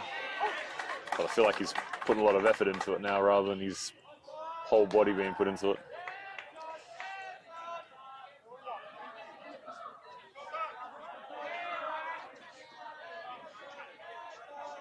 Two balls, one strike to count. Devins will step off. Like if I was Connor now, if we get out of this inning, I'd be pretty happy. Start fresh next one and good to go. That ball rode well in, and Taj managed to turn with it, and at least he swung through that one, whereas we saw Clark do the same thing and had the excuse me hit right back to the pitcher. Taj was able to at least have hard contact and had that one line foul. Taj Humble also a district cricketer though, so probably used to playing those pull shots, man. So good 4 runs there from Taji. Firebirds hoping he can straighten that out in between the lines a little bit more. They're looking for additional runs. That one. Oh, what a catch. I mean, if that's David over, Moss went up the ladder and managed awesome. to reel that one in. Potentially saved a run. We'll keep the ball game tied at 1. We'll stay with you during this half inning here. Had a great ball game. Moving to the bottom of the 5th, 1-1 score line. Yeah, I just think that's a huge out, right? Like if that's down the line, that's definitely threatening. That's a double at least, and runner was in motion with the 2 outs. I mean, that's certainly they're potentially scoring depending on how quickly the right fielder gets over to that. We saw that a little bit. I don't know if you got to see any of the WA gold medal game for the women's, but the third baseman from Victoria just killing innings for WA, just taking everything that was hit her way and just kept Victoria in the game. And yeah, look,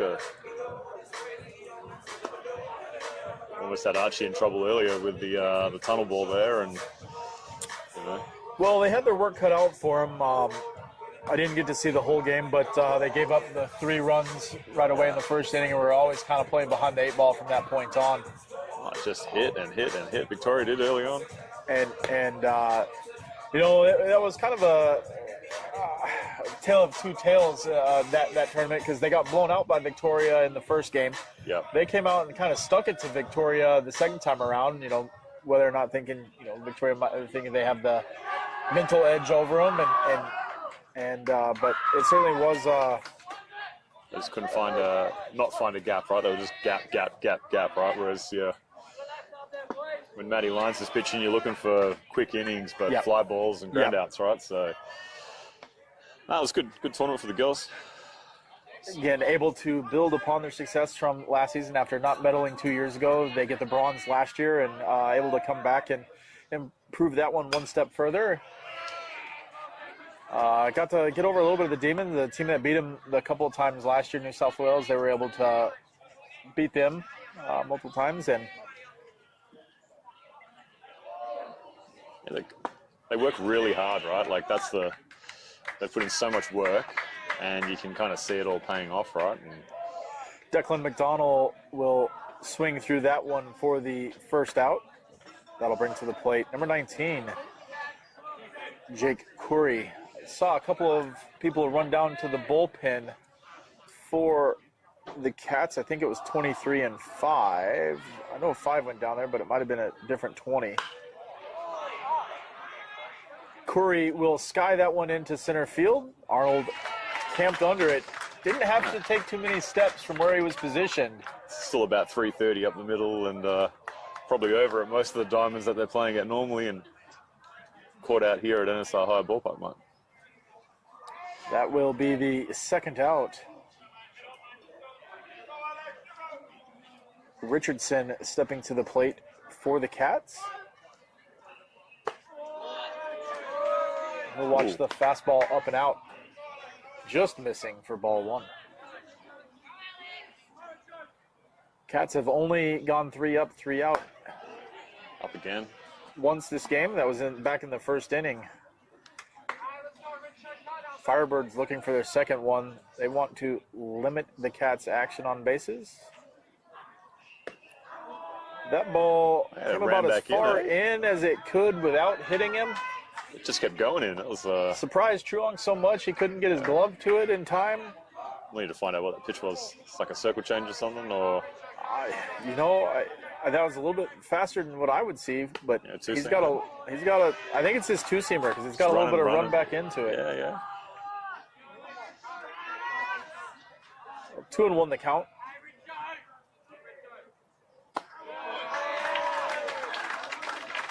It's only pitching quickly, right? Like it's like Matt Kennelly, just like boom, boom, boom, boom, boom, just pitching.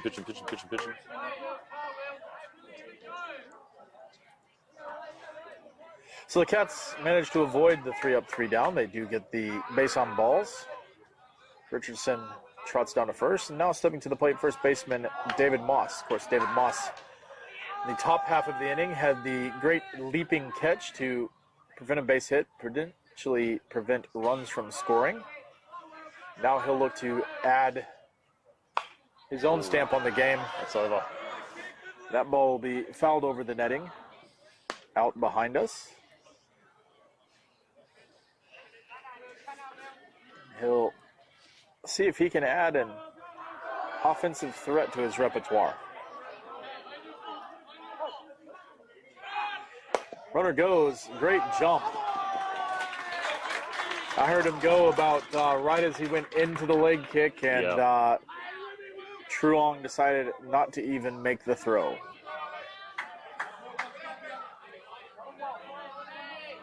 It's one of those ones too, you pop up so quick and you don't quite feel it. Little Texas blooper into the right field corner in dead man's land. That's going to get down. Charlie Moffitt's not able to make the catch. The Cats will play their second run, rounding second, heading over to third.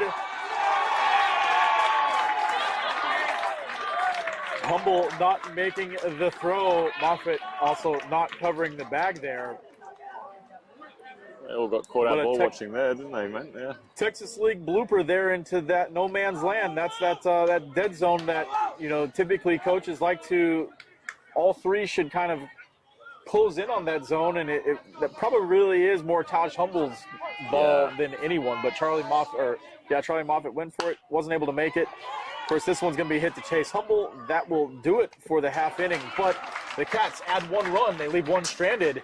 After 5 complete, they now have the 2-1 lead. We'll be back for the 6th inning after this.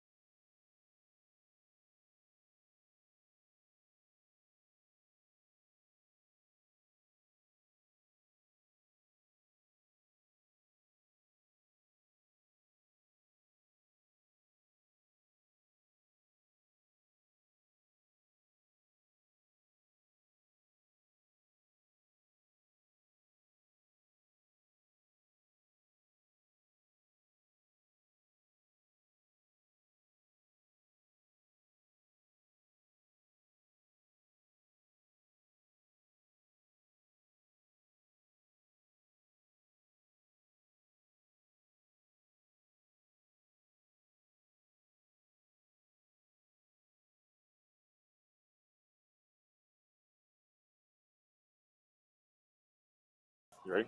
Yep. Welcome back to NSR Ballpark. We are into the 6th inning. The Carine Cats have just taken the lead by a score of 2-1. We do have some defensive changes. Now on the mound, Campbell. He moves from second base to the mound. He'll start things off with a strike. Devins goes from the mound over to third. Richardson moves from third over to second. And now batting for the Firebirds,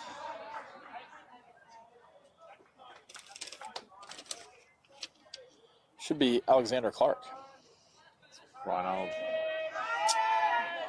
And as I say that, Ryan Arnold.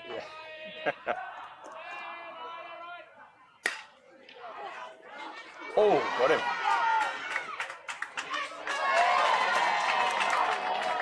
So Ryan Arnold hits that one up the middle.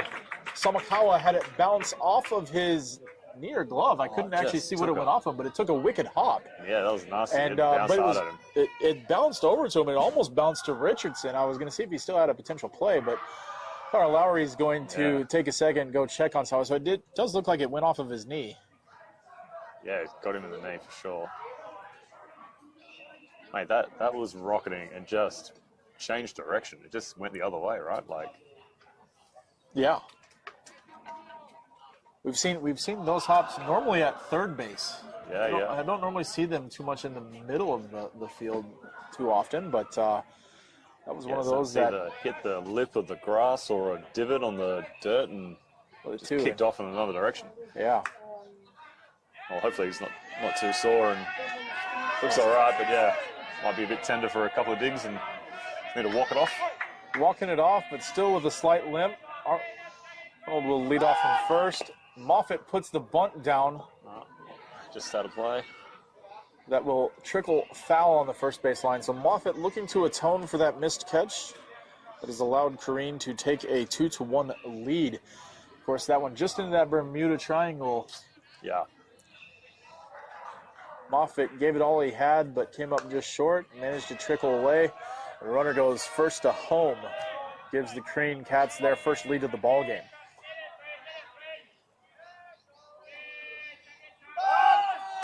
That one will get down, drifts a little bit back towards him. Campbell will field it, fire just over the inside shoulder, managing to miss the runner David Moss collects it for the force out, but does move the runner over to second. So Arnold now at second base. Charlie Moffitt retired on the sacrifice bunt and stepping to the plate. Looks like I have a defensive change from that one. That will be that is number 18, Brendan Wingate. Sometimes look at the position one and think it's the uniform number, and they don't match up. So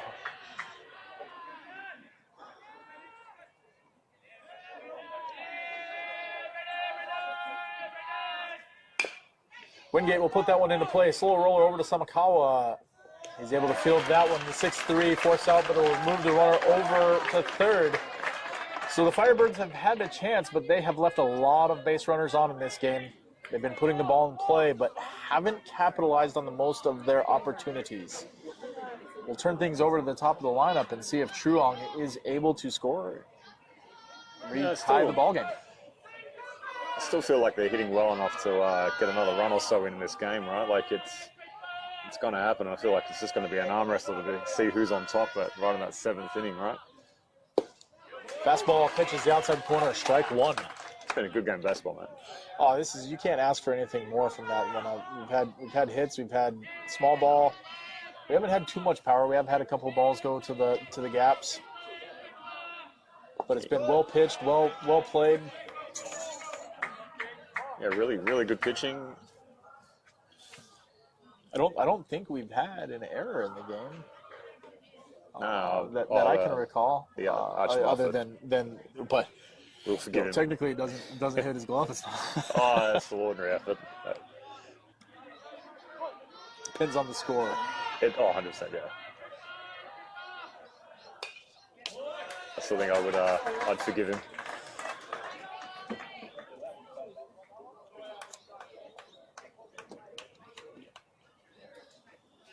I mean, Cooper Trong's been hitting the ball hard down that third baseline, right? So, see if he can find a gap here. Well, if he can keep it tight on the line, or if he does find that 5.5 hole. Of course, up the middle is nice, and there's a big gap there in the 3.5 hole. That one just missed, fouled straight up into the netting behind the plate.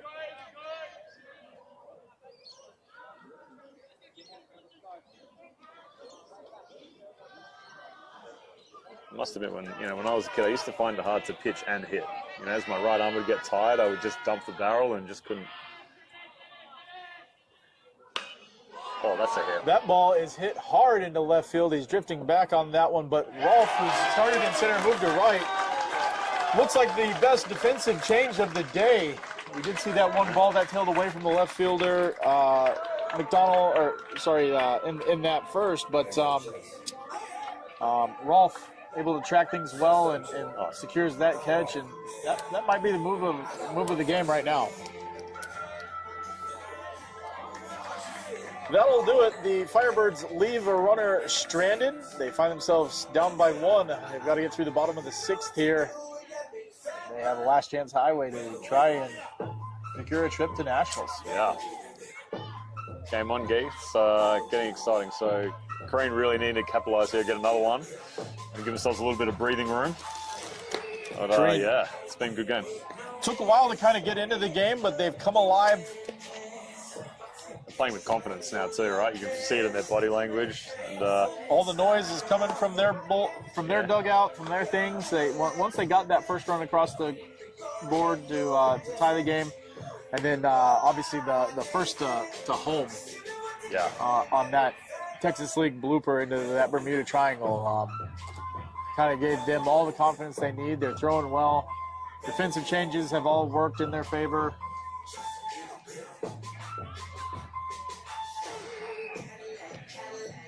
Yeah, I just think the body language from the Firebirds are just starting to kind of retreat into themselves a little bit, starting to look at the ground a lot. They need to get over this hump here and come back alive, right? Like, get out of this dig quickly, put a run on the board, and tie it up and try and go again, right? Yep, you got to dig down a little bit deeper. You're still in a ball game here. No reason to hang your heads for either team from those standpoints, but certainly have to make the most of your opportunities from this point onwards. Of course, the Firebirds have had chances, haven't made the most of those just yet. Yeah. See if they can still find anything for what's left of today. That ball is going to be hitting the right center field. It's going to find the gap, and it's going to get past Chase.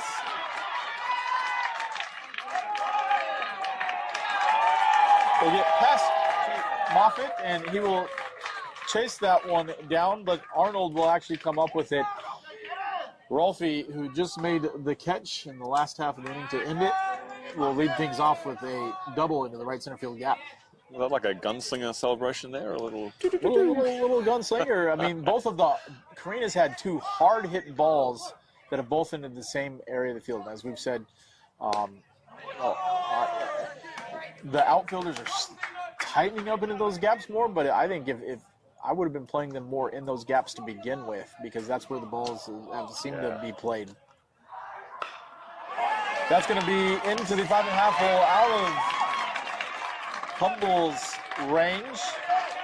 Had no play to dive and make a play on that one in the hole. The runner advances to third. So runners on the corners. Nobody out, and stepping to the plate is number 21, Arata.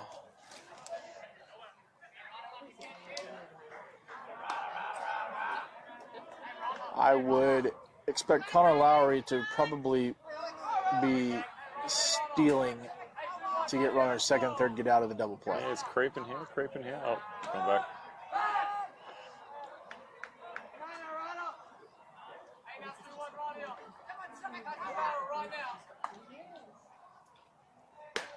Probably not going on the first pitch, but does have a healthy secondary lead.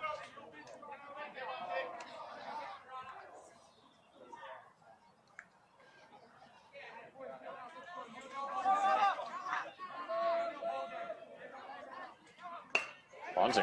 Oh, squeeze. Squeeze play. And he doesn't field the ball. Everybody's safe. Run scores. Well, I said I thought something was on. I thought it was the stolen base, but it ends up being the suicide squeeze. That increases the lead to 2, so a 3-1 ball game now. Runners first and second. And now the man who has been the most dangerous, Finley Scott, batting for the Cats. You almost feel that that's just enough breathing room for the Cats to... And Finley Scott will put that one into the hole. Moffitt moves over to try to field it, but again, just out of his range. And bases loaded full of Cats. Now stepping to the plate, number 77, Declan McDonald. I would say one more hit probably is the nail in the coffin. Yeah, it's looking close. I mean, they're just all looking like not missing, right? So it's all the chatter, all of the momentum, all of the enthusiasm is entirely with the Cats right now. The Firebirds have moved in on the grass, so defensively they are cut in to try to bring it out to the plate. Clark is rearing back, trying to add an extra 5 miles an hour onto it, but it's drifting out of the zone. That's going to be hit and play. Moffitt does make that, but fires to home. They get the force out. So not done just yet. Does the job. You'd like to get the double play out of that one, but you have to make sure of the one. Yeah. So now stepping to the plate will be Jake Curry. So Firebirds all playing in again with one down. Like normally you would just go corners in and try to get the double play up the middle or you know, home to one for those ones. And yeah, absolutely surprised that they're not, but I guess, you know, they're wanting to cut down that run no matter what, because you can never assume that double play. But so the ball goes through, you're giving up 2 though, right? So you're trading off 1 for 2. Yeah. Corey swings a miss on the first one, fouls the second one back out of the play. No balls, 2 strikes.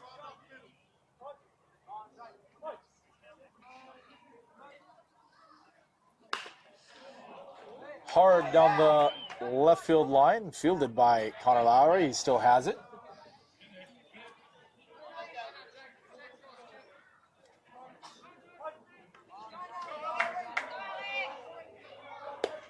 Swing and a miss. So he will go down swinging. That'll be the second out of the inning. And now coming to the plate will be number 6, Zach Richardson. So Richardson has played most of the game at third base. Got moved over to second the last half inning. That's a big out there from Clark. It's, you know, they're hitting him everywhere and such a regroup. And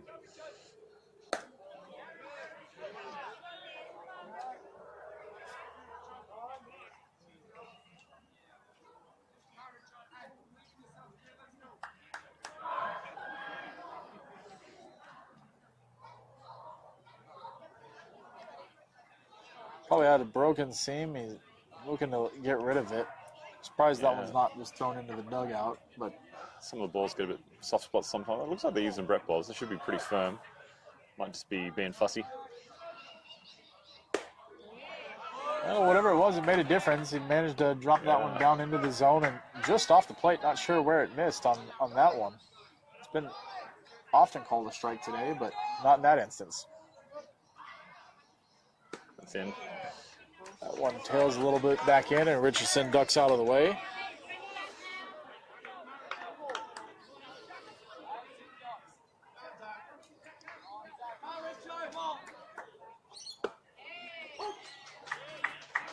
Almost would have green lit then, I reckon. So I probably 3-0 loaded would. bases, 3-0. Absolutely. That's probably going to be the best pitch he sees this at bat.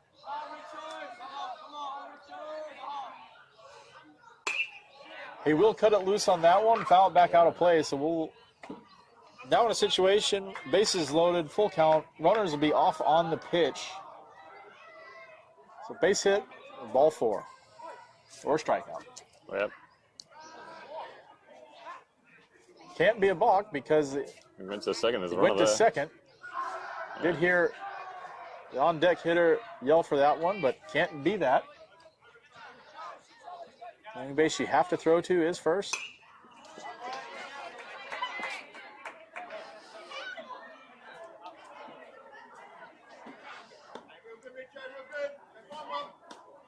I don't mind that. You know, trying to backdoor someone. Like, Oh, I'm a big fan of trying to backdoor base runners, but it's kind of hard when no one no else is one else moving. covers the bag. Yeah. So, Oh, and there's another Texas League blooper, but Puna is able to get back to the back of the dirt in time. Gets that third out. Big out there. Leaves the bags full of cats, but they do plate that one more run. Was it enough to count the Firebirds out? it Not just feels yet, like but a it is a long way lot. away. 2 runs when they haven't gotten 2 runs to this point in the game so far. yeah, gay look eye. 3. Like we're just saying, like that 2 runs just seems like too much at the moment, but certainly need to change of body language here. Maybe a pinch hitter here and there to kind of spark things off for the Firebirds, but Yeah, this is the first time we've seen the Oh, sorry, who's Nagata. Oh, Nagara, sorry. got some changes for happening from the Carine here as well. We'll find them out for you and relay them in a second. 9 to 3. Firebirds coming up into a good part of their order with 2, 3, 4 coming up. So I guess if they're going to make the most of this situation, they've got the right guys kind of here to get it happening, get it started. So Connor Lowry trusting his instincts here. He's made this position switch of the game so far, moving Rolf into left field. He's been able to chase down 2 potential base hits that have kept runners from scoring. His latest one, he'll re-enter Nagana back into right field. He'll move McDonald over to third. Devins comes out of the game after throwing 3 2/3 of masterful baseball before turning it over to Campbell last inning. And I think we are going to have a pitching change now. So David Moss is now on the mound.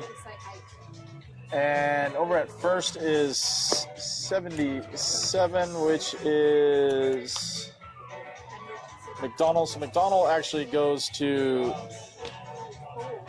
first.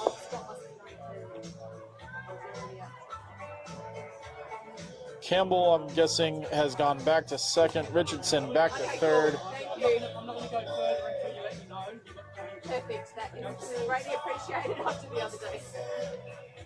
I'm pretty sure, did Richardson go back to third? Campbell back to second. I think Scott's gone. All right. Hey, is this right now? Is this right? McDonald, 9 to 3. Yeah, 9 to 3, yep. Yep. Richardson, 4 to 5. Yeah, so Richardson went back. Campbell went back to second. Correct. We'll get there in a second. David Moss, 3 to 1. DH is out of the game. All right, so we do have the defensive changes now. David Moss will be on the mound, so the lefty comes into the game to try to close things out for the Cats. Nagara re-entry. So they've killed the DH. Is that what just said overheard there? Nagara and No, because Campbell has not left the game defensively, so Campbell went back Right, to. okay, yeah. Campbell went back. Nagara came back into the game, so he goes back into right field. Richardson goes back to third. Campbell back to second. McDonald moves from right field down to first, and then David Moss on the mound. I think it's apologies. No, not at all.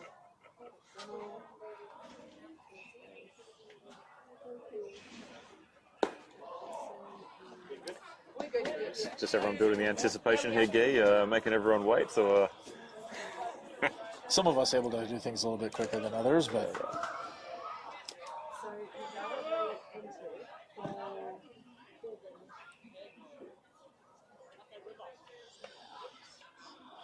so the Firebirds probably have the part of the order up that they'd want if they're going to get things done. It is the 2-3-4 holders. So Chase Humble, Alexander Clark, Archie Moffitt. These have been the guys that have carried them for the last few years. Can they continue to do it? David Moss will miss with the fastball down and away, ball 1. Aiden is out. David Moss, another one, only giving up 2 hits for the tournament, 3 strikeouts for his 11 batters faced. Campbell never left.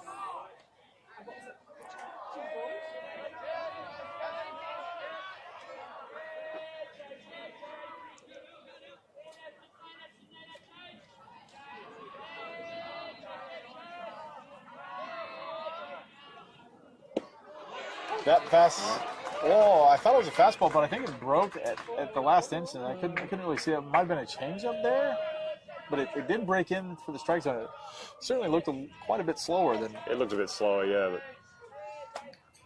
but Hard hit down the left field line, but foul. We'll wait for that one to be chased down a little bit. it's got 2s here now for Chase Humble.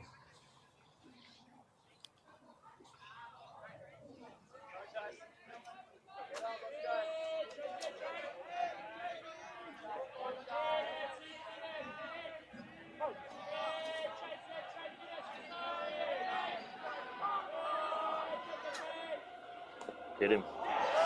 That breaking ball drifts further in, manages to catch Humble mid-thigh. So the Firebirds have their chance now. The first base runner is on. They need a second one. Yeah, that pitch just started in and then kept going in, so As I said, they've been crowding the plate, probably trying to brush some of those guys off the plate, but that one just kept drifting and drifted right into him. So Alexander Clark stepping to the plate with runner on first, nobody out.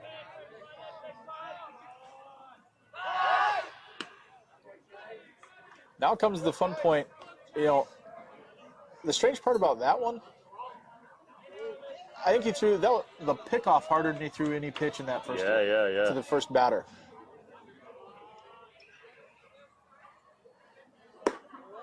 Breaking ball stays high and away for ball 1. we might just be thinking, I don't really care about him because he's not the winning run or the tying run, so I just want to make him hang closer to the bag and give us an opportunity for a double as a play. lefty, probably he's got to hang close to the bag anyway. I mean, Yeah. that's he's got to throw over on that one. I don't know that he realizes it, and it may not be a such thing, but when he tucks down, he's tucked down, and that's when he's picked off. Yeah. So he's you know, I don't know if you can necessarily see that from Chase. but he definitely He was giving it away. gives that one away.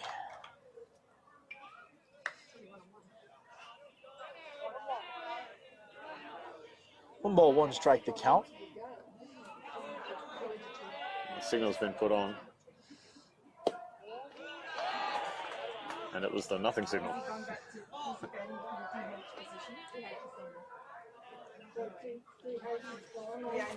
DH never left the field. Campbell's never left.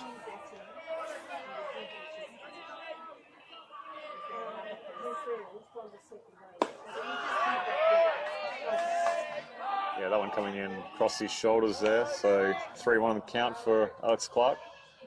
And now it kind of gets that dangerous point. You say you don't really worry anything. Firebirds had to get the 2 men on base to really have themselves a chance. Now, we have seen they have had bases loaded. They've had runners second and third. They've left a runner on in every inning so far. Yeah. Again, they're the team that has not capitalized on their opportunities. We'll see, can they do it with the change of pitcher into the lefty? It's also been a change of pace, I think, which is a bit more advantageous potentially if we see the balls put in play. That one is, I think it's going to get over his head.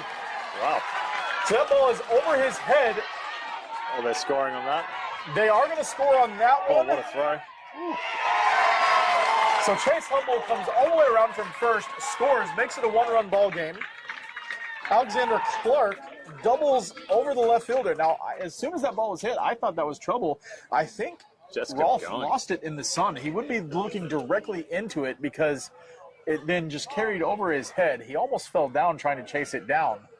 It just kept going too, so it was really hard hit. Nice and flat, straight into that sun. The wind is we just see the flag starting to move out there just a little bit. Yeah, That yeah. breeze is ever so slightly blowing that direction.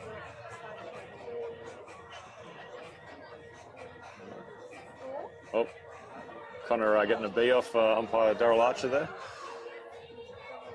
That's a huge hit. That was a big-time hit, Yeah. and I think we're going to have a pitching change. So I think Connor Lowry was willing to give this one a shot to see what happens. It's tightened the ball game back up, and I think we're going to see we might have a talk first. I got a query in something.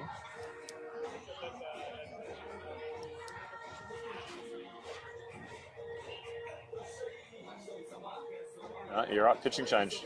McDonald's coming in. Yep, I thought McDonald.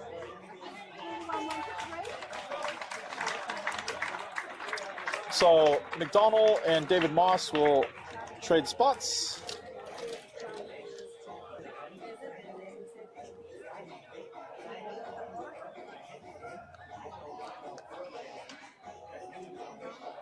So what are you thinking here, Guy? Are we trying to move the runner around by putting a bunt down, or are we still hitting, or?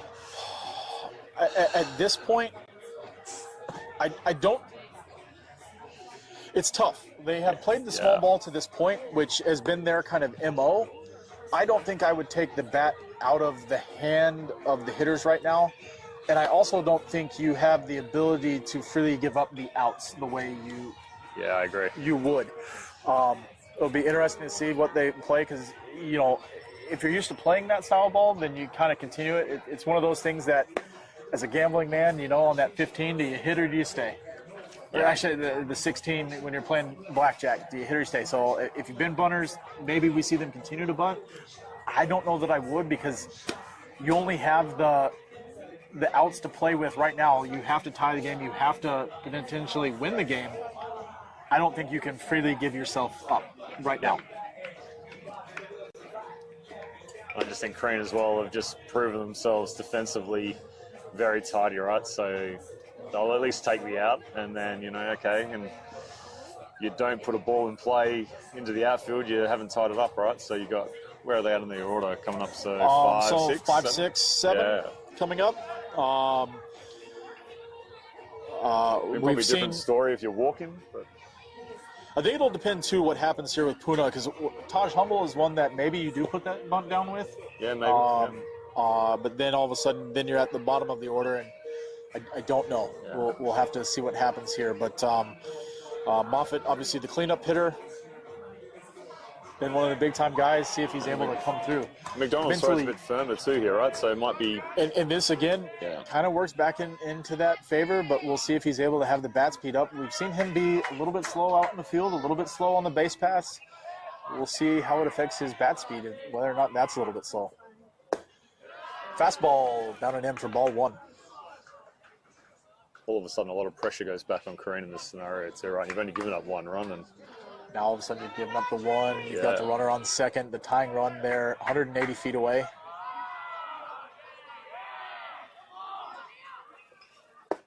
Oh, nice pitch. Good, hard, firm fastball. The old Cajun fastball by you. Archer's trying to hit it too hard. He just needs to square it up, and he's got it strong enough to put it in a gap. Ooh. Almost wears that one. Almost on the belt buckle. He inches a little bit closer to the plate. Looks like the Cats are coming back inside again. Moffitt gets a hold of that one, but hit well foul. Out of play, out of the fence line there. That was going to be my question. Is he able to turn on it? Yeah. I think that answers he's able to turn on it. Now that he's kind of touched that one, now can he lock in, straighten it out? Fastball up. That's going to advance the runner 90 feet. Now that's big. That's big time.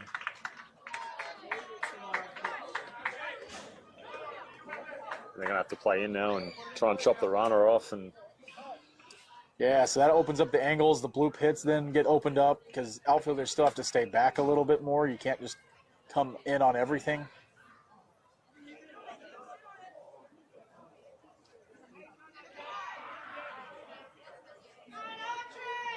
I mean, I'll almost be tempted to drag the outfield in and just go, okay, we'll give up a double to try and chop the run off, right?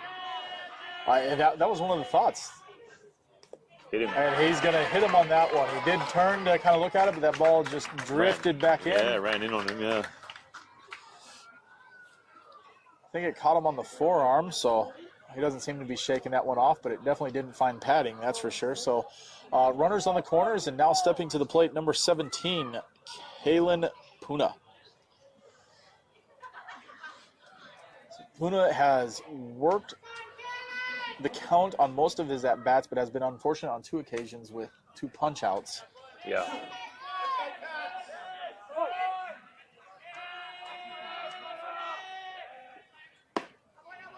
I tell you what, he was stepping out of the box, and that one was down the middle. He seems to be a little bit nervous on this at-bat. Of course, you would be in a situation where you're potentially tying the game, trying to extend the inning here to make it a big inning. Runner's going to be going. That ball's well outside. Not squeezed with enough to make a play, so... Didn't slide again, mate. Third time in a row. Yeah, but this time didn't have to because and he had a little bit more of a jump on that one, too, and that might have been the hardest I've seen him run of the 3 times as well. It's like watching my wife run bases, mate. She never slides. That fastball up and away, so 2 balls and a strike. Over pitching a little bit now, you reckon? Trying to throw it a Yeah, I little bit think harder than he needs when you to? dial back that little bit more to find it, I think you lose a little bit of your control.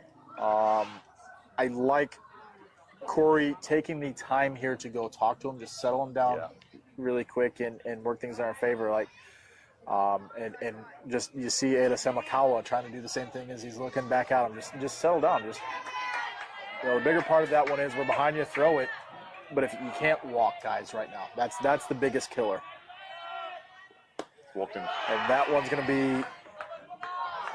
The count's wrong on the scoreboard, so that's 3-1 now. I thought that should have been. Oh, they added up 3-1 up. Yeah. Oh, That ball's going to be chopped. He's going nowhere. Run backwards. Tied it up. So the slow chopper fielded by David Moss, he looked to make sure the runners weren't going to go, but then was slow to get the runner. Puna did the smart play and stopped, didn't just run into the out. And then as we did that one, Was that Clark just kept creeping Yeah, down Clark- the line, Clark ran creeping it, down yeah. the line, and then took off. Once David Moss's back was turned, he took off. And then it's like he kind of forgot that the runner was on third. And then had to fire home, but missed it. Clark able to slide in, so we've got a tie ball game. We've got Taj Humble coming to the plate. The Firebirds still have a runner in scoring position. You've got to attack the ball there, attack the runner, and then make the play at home, right? Like you've Correct. Got to, We just saw gotta that one. Squeeze it all It was in. one of the first ones of a Javi Baez play against the Brewers. And he actually ran all the way back to the plate. And then if you remember that one, he ran back to the and then ran all the way back to first because they didn't get the play at the plate or the play at first. And it's like one of those where you have to get an out. They at least did get an out. You've got to run straight to the runner and tag the runner. Taji's been like he got caught out by first baseman early, but he hit a really good hit. So, you know, he's been swinging the bat well. A dangerous hitter here. And that fastball is just drifting away from McDonald. Got a lot of run to it, and it's just running off the plate onto the. Oh, you gotta love text messaging this day and age. You know, Jeff tried to throw his wife under the bus a little bit, and she's messages back with the rude. I do an excellent scorpion. The scorpion is not much better just when you eat a face full of dirt. She goes down though, mate, right? She gets down there, right? So she's not running into the base. She at least gets dirty. That's right. Here we go. You know, it's a tough call, and you see the enthusiasm, the belief that has been in that Carine dugout has just kind of disappeared a little bit. They've gone quiet. The heads aren't hanging. It's a tied ball game, but they kind of can't believe what's happened. That ball's just in a choke, but it's going to drift just foul before the bag. What a play. That ball was running away from the third baseman. Richardson was not going to have any play at all, but it managed to take too much of a turn and go foul before the bag. Hit the grass as it angles down and just kicked away again. But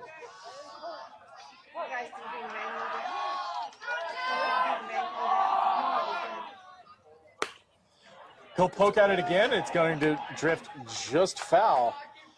I'd almost say if I'm Richardson, I'd go play that corner of the grass right there because Taj is he's throwing hard. He's behind on everything so far. He's not going to get around it. I wouldn't even allow that ball to get to the line. But he's going to work the 3-2 walk.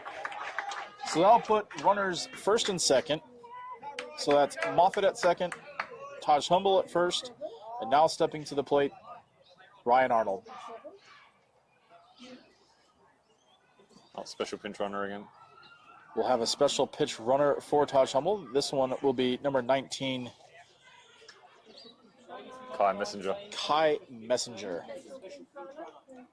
Thank you.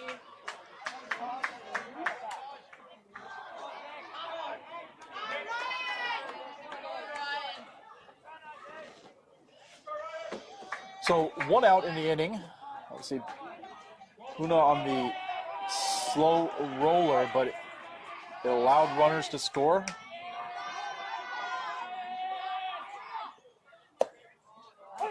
Nice pitch there. Down the way.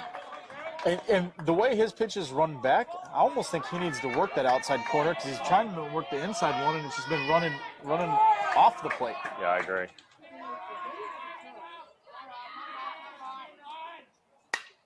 That ball swung on, made contact, fouled over the grandstand. Arnold kind of got things started for the Firebirds that last inning as they hadn't had a hit in a while, and he was the one who kind of reached base.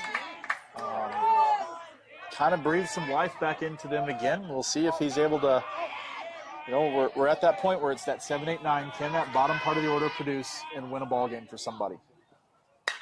Oh, it's not far off that. We're starting to hear the contact come good off the bat, but it's just not in between the lines just yet. I feel like we've got enough pace on the ball now that someone can put one over now.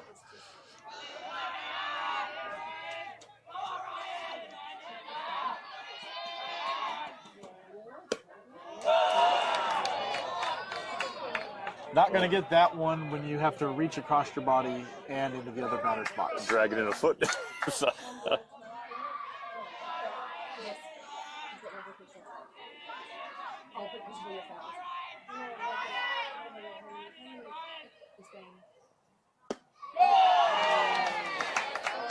Oh, I almost thought Archer was coming up to give him the punch out. It's one we've seen before. He's been hesitant on those inside ones. It's one that could have been, but he leaves it in the handbag at the moment. yeah, it's up and in, that one. And that'll be ball Steal. 4. No, 3-2. Once mate. again, Full. the scoreboard tricks me. They Yep. had the 3-2 count instead of the 2-2 count. Apologies. But I also thought that's why runners were going off, because it was 3-2. It may have been, mate. So, fooled everyone.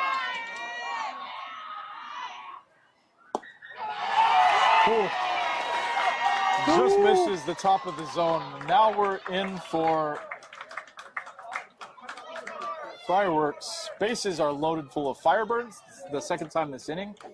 Third time this game we've had this scenario. Each team has had bases loaded once. That is a big take. I don't know. I don't think I guess that's a tough one because it's up, you're susceptible to swing and miss on that one. Yeah. But you know, if you're able to get a hold of that one, That's gone. It's gone. Yeah. You're probably scoring a run for sure. It's 50,000 in the PPC jackpot. Come on now. Well, we haven't seen that one yet. We'd love to see it. I wonder if they pay out during a senior league game.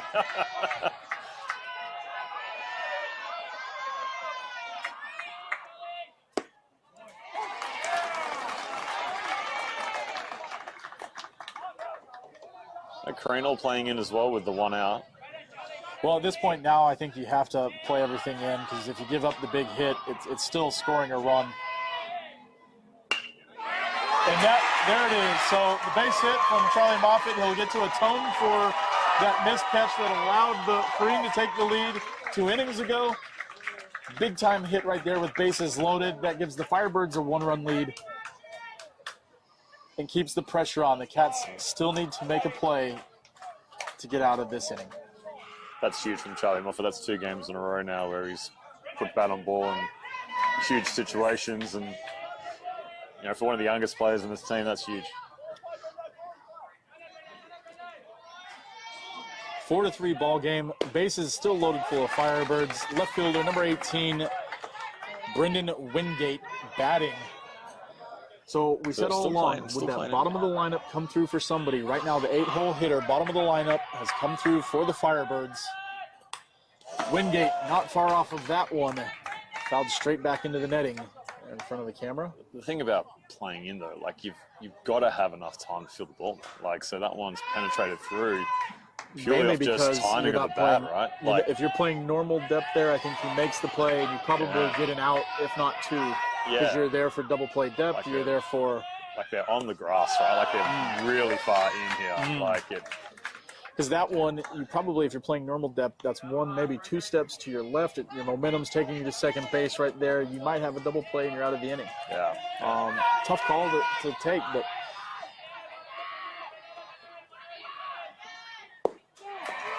Wingate swings and swings hard enough to lose the bat. He'll come retrieve it. I know that one firsthand, but I guess that one will actually be the 3rd one on him. So Back to the top of the order here now.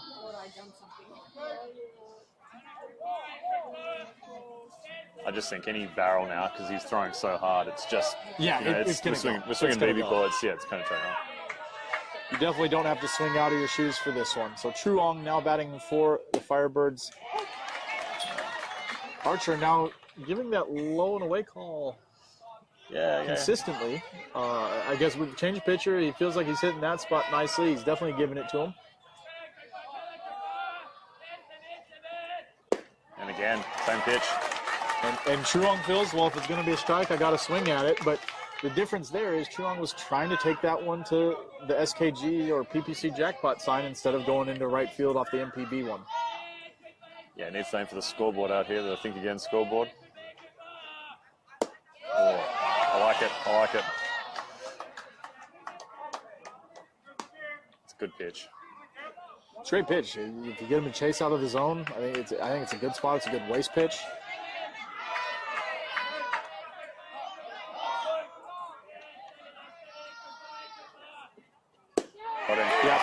Yep. Got him.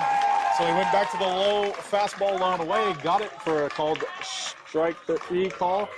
But the Firebirds score 3 in that inning. They turn things around. They go from down 2 to up 1. Real change in momentum. 4-3 ball game in favor of the Firebirds right now. So far to that point, all of Connor Lowry's defensive changes have been golden. But that inning, I almost question, should you have brought McDonald in to start it instead of giving the David Moss a chance? Potentially. I kind of almost leaning to think that maybe David Moss should have just stayed in there, right? Like, they seem to hit the quicker pitching a little bit better than they were the slower stuff. And it was one hit, right? It was one hit. Well, it was one hit against him, but he and then he walked a guy. Yes, So that's the tough spot. That it was like, okay, well, we don't want to give them belief, but then coming back in, they already kind of had the belief, and then they were able to get to it. So, we've liked all the changes he's made to that point. That would be the only thing that if I was going to question something, maybe. It's been such a great ball game. It's hard to question things. It's hard to find the things, and realistically, did no wrong. And it's still not over, right? So they got running every inning off of Clark so far. So we could see them tie it up here, and we go again, right? And that would be the only thing is then from this point with the Firebirds, is there who's next? A leash on Clark? Who's next to potentially throw? And what do they have? But here we are, bottom of the 7th inning, 1-run ball game. Beautiful day out here in Perth.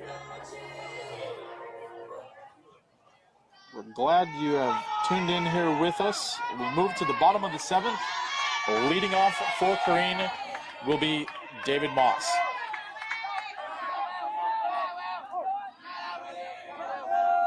And I throw this one at you. David Moss allowed those 2 runners on pitching. He then had the mistake in the field of not being able to get allowing the tying run to score by not fielding it correctly. Where is his head right now in this at-bat? Yeah, look, I agree. I think he would be thinking of everything other than what he should be doing. He will swing and make contact with that one. Put it down the left field line foul. Just off the end of the bat. So catching it on the end. Yeah, he's one from 2 today. He's been hitting well. 1-2 pitch will be hit over to Moffitt at third. He moves on this one. He rears back and fires. That's the hardest we've seen him throw all day. And he's decided to go to second. David Moss is wide. The turn in. The throw is going to get away. So he's able to make up for it.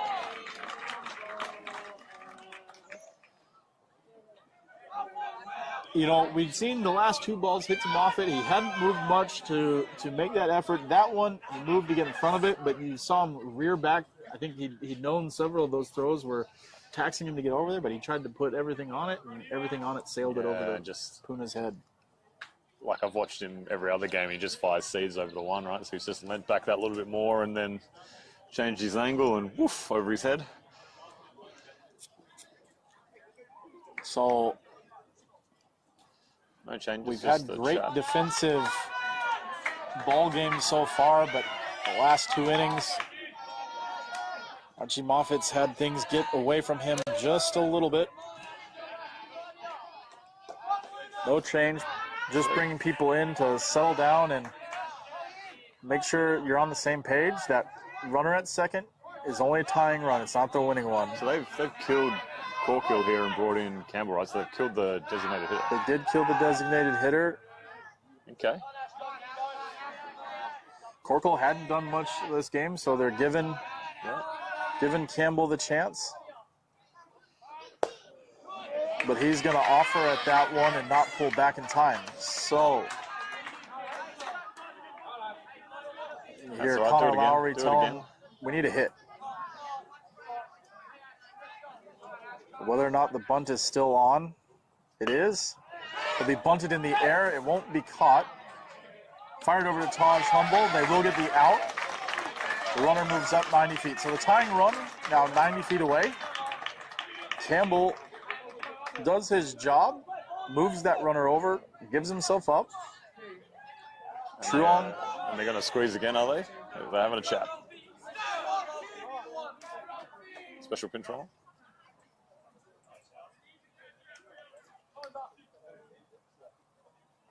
Connor Lowry will come over with Archer.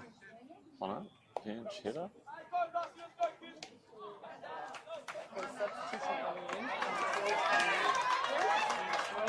So Darcy White will come in for Archer Rolfe.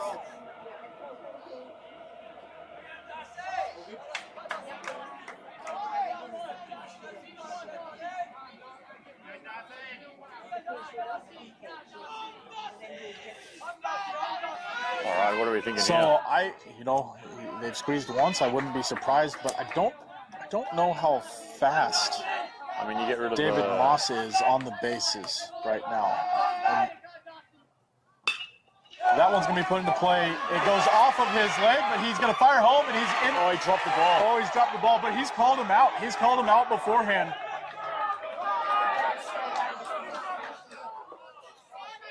Oh, they're all called. This is going to be an interesting call.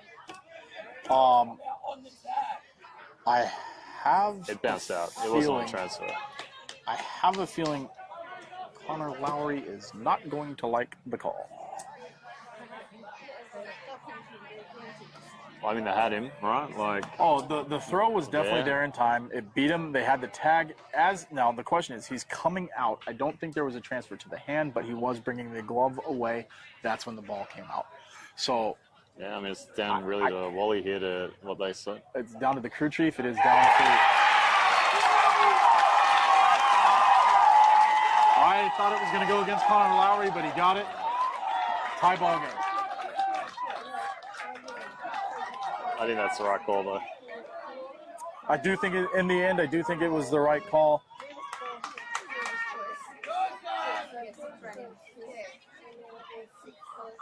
It does beg the question, if he fields it cleanly, does the runner go? The fact that he kicked it off of his shin, but where he kicked it was advantageous to getting the play because it kept him in the same line. He was able to recover and make the play. What I didn't really like about all of that, though, Gee, is that all the coaches swarmed the area while the ball's still live. And we've got a runner on one who doesn't advance anymore. Like, you've got to let the play finish, right? Correct. So, like, he probably should have been standing on two after this. 2, even 3, maybe. Yeah. Like, So, play hadn't been called dead yet. And that may ultimately be something bigger that comes out from this one, because the runner's still only at first instead of being in scoring position to keep the threat on. yeah.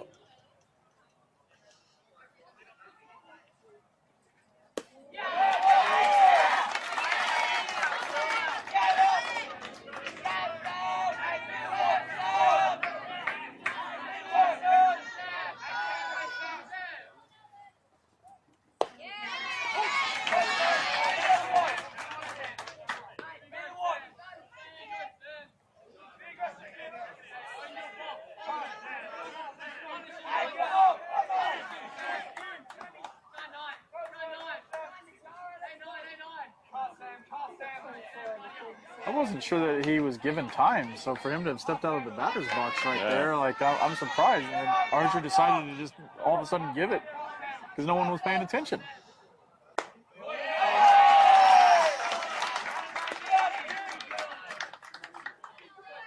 I mean, not far off there, just outside.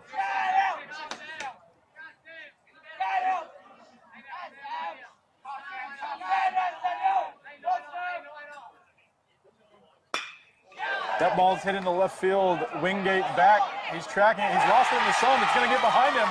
But he's going to, again, runners are only able to advance the 90 feet because he did enough to make it look like he knew it was going to make a play. Yeah, that sun there is causing chaos, isn't it? It's just that left fielder's looking straight into it. Both left fielders have lost balls in the sun. It's at that tough time of day for, normally this is right when that afternoon heat game would be starting. Back to the top of the order now for Carine. It's looking. Are they going to be able to walk it off here in the bottom of the 7th?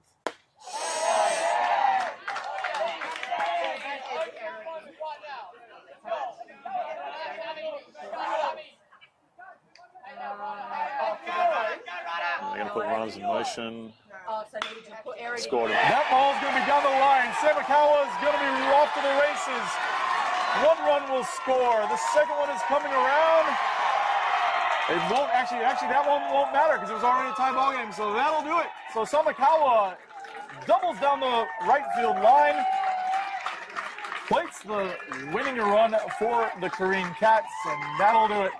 What a ball game that we've been able to see right here. Final score is going to be Carine Cats 5, Central Firebirds 4.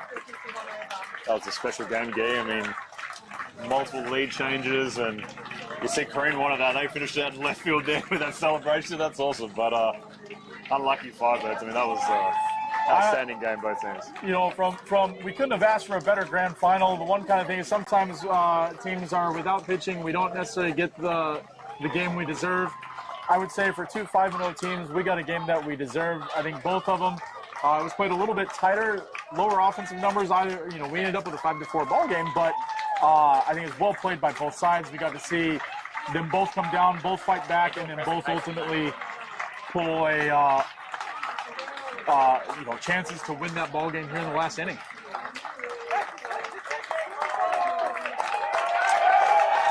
Well done to the Carine Cats and their coach, Connor Lowry, as they win the WA Senior League State Tournament.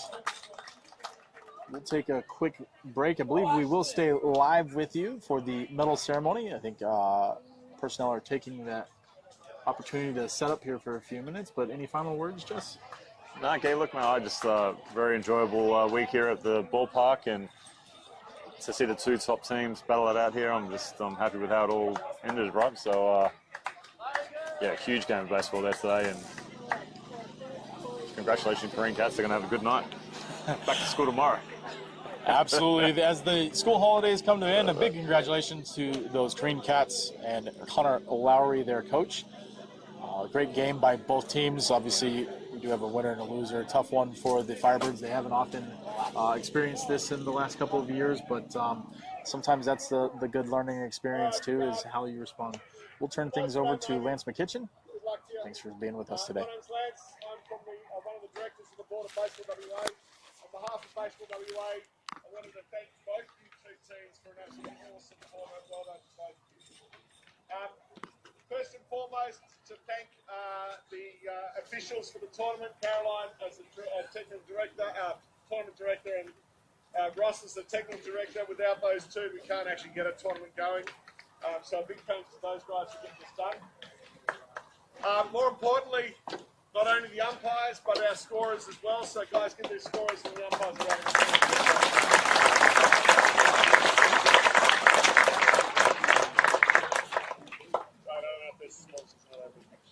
Okay. Look, the great thing about tournaments is that for you 2 both, you're both off to the Nationals. So for that, a big round of applause for both.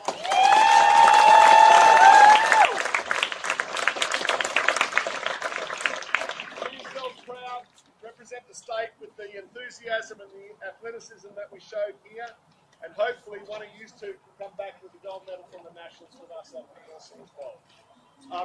The worst part about a grand final is there always has to be a winner and a loser. Unfortunately, Firebirds, you nearly had it at the end. But Adam, if I could get you to come forward and just say a couple of words, please.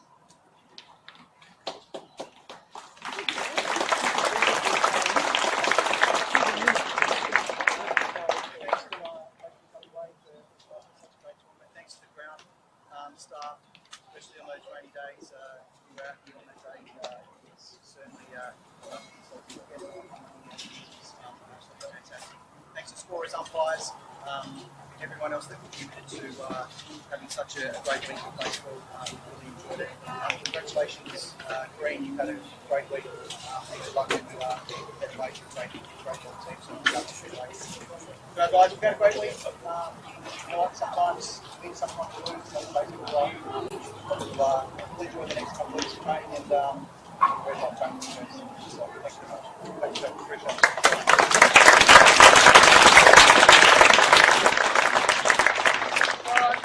Connor to come forward and say only a few words, please, Connor. Just a few.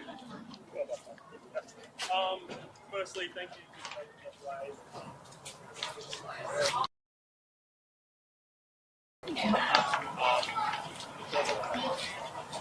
Speak this way.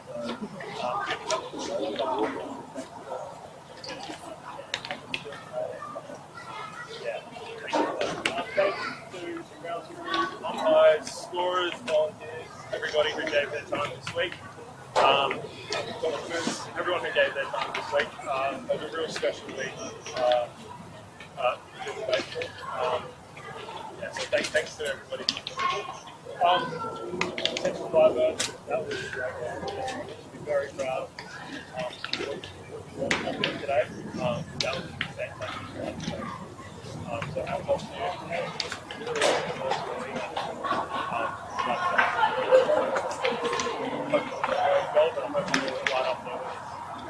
So thank you.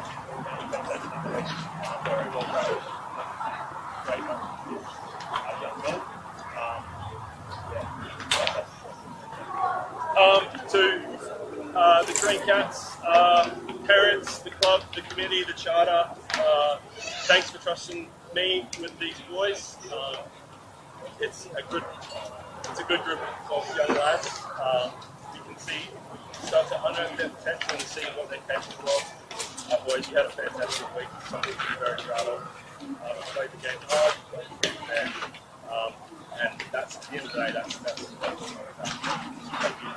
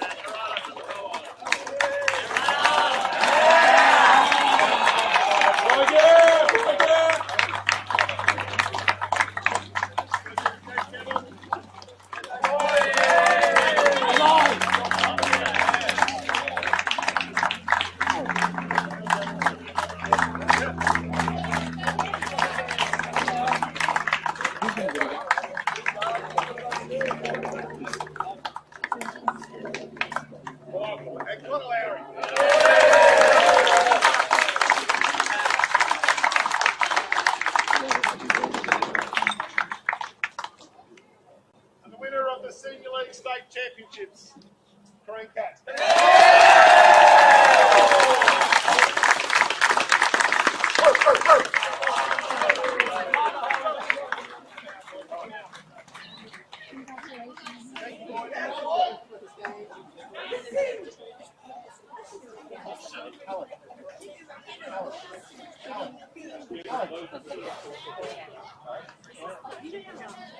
Oh,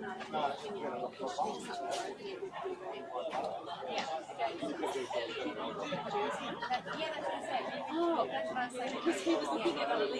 Like, I didn't think. He said, remember I said the numbers right, the